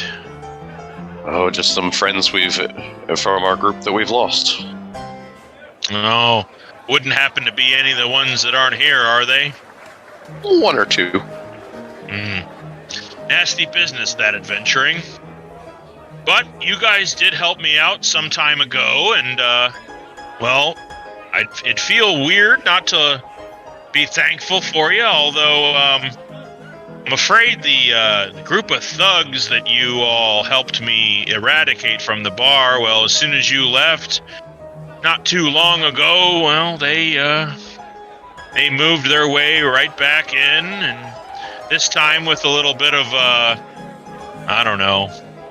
backing, you could say, from that nasty group of dragon worshippers, so you call them. I call them disgusting thieves. You're gonna say something? I'll glance at Iothara just a little bit when he says thieves, but I will say it's like interesting. Backing from these dragon worshippers. Do elaborate. And then his expression kind of go a little pale, and he just sort of turns and looks over your shoulder, and he goes, "Oh shit! Looks like you'll be able to ask him yourself." And from behind you, you hear a screaming, bellowing howl. "Hey, you!" And everybody turns and looks at where the noise came from. And it what appears to be a huge, hulking ogre at the very back of this bar, surrounded by large, thuggy creatures in a long table. He slams down 2 metal objects in his hands and goes, "That's the Weasley dick nozzles what took my hands." And he raises his hands, and you see that in place of normal 5-digited appendages, you see 2 metallic, craggly, rusty hooks at the end of his stumps. "They took my hands and left me for dead! Everybody, kill them!" And everyone jumps to their feet and rush towards you. And that is where we're going to pick up next session. He must have got them at the second-hand store. Oh. Force! I thought we were gonna make it through the whole thing, but no. You had to ruin it. Too good to pass up. Oh my god, I hate you so much sometimes. Like Everyone in the tavern is headed at us? I'll say that you notice that everyone at their table and a couple of people sprinkled throughout the whole bar stand to their feet, grab weapons, and rush all of you. with target-rich environment. Awesome. Is there like an upstairs? Is there a staircase? Wait, we're not welcome here, just to let you know. Awesome. But that's where we're going to pick up. All right. They don't like it either. Yep. It sounds like we're losing Steph for a couple of sessions. Is that correct? Yep. The next one. All right. But the next Okay. should be there for several. But the next Okay. show will be there for. Well, we will figure out something for Eothar to do in the meantime. Maybe give Bogey all of your stats and he can roleplay you for combat, because obviously this session will pick up right in the middle of combat, so we're going to roll for initiative right off the bat. Actually, you know what? If you'd all like to, you can roll for initiative now. I'll save those numbers and we'll plug those in so that we can just jump right into it. But if there is no other business, we'll be meeting back here February 25th for our next session. Hopefully that does not conflict with anybody. Yeah, it doesn't affect me. I was just several one. Aw. The rogue going last. Oh boy. Just close to last. Well, we don't know how these people are going to react to all of this, so anybody who does not roll initiative will definitely just have you roll it before the session starts next time. But the 25th is our next meeting. That's good. Yep, that was a lot of fun, guys. Everyone have a great 2 weeks, and we will see you next time. Adios. Bye. See ya. Bye, everybody. Bye-bye. Boy. Kudos.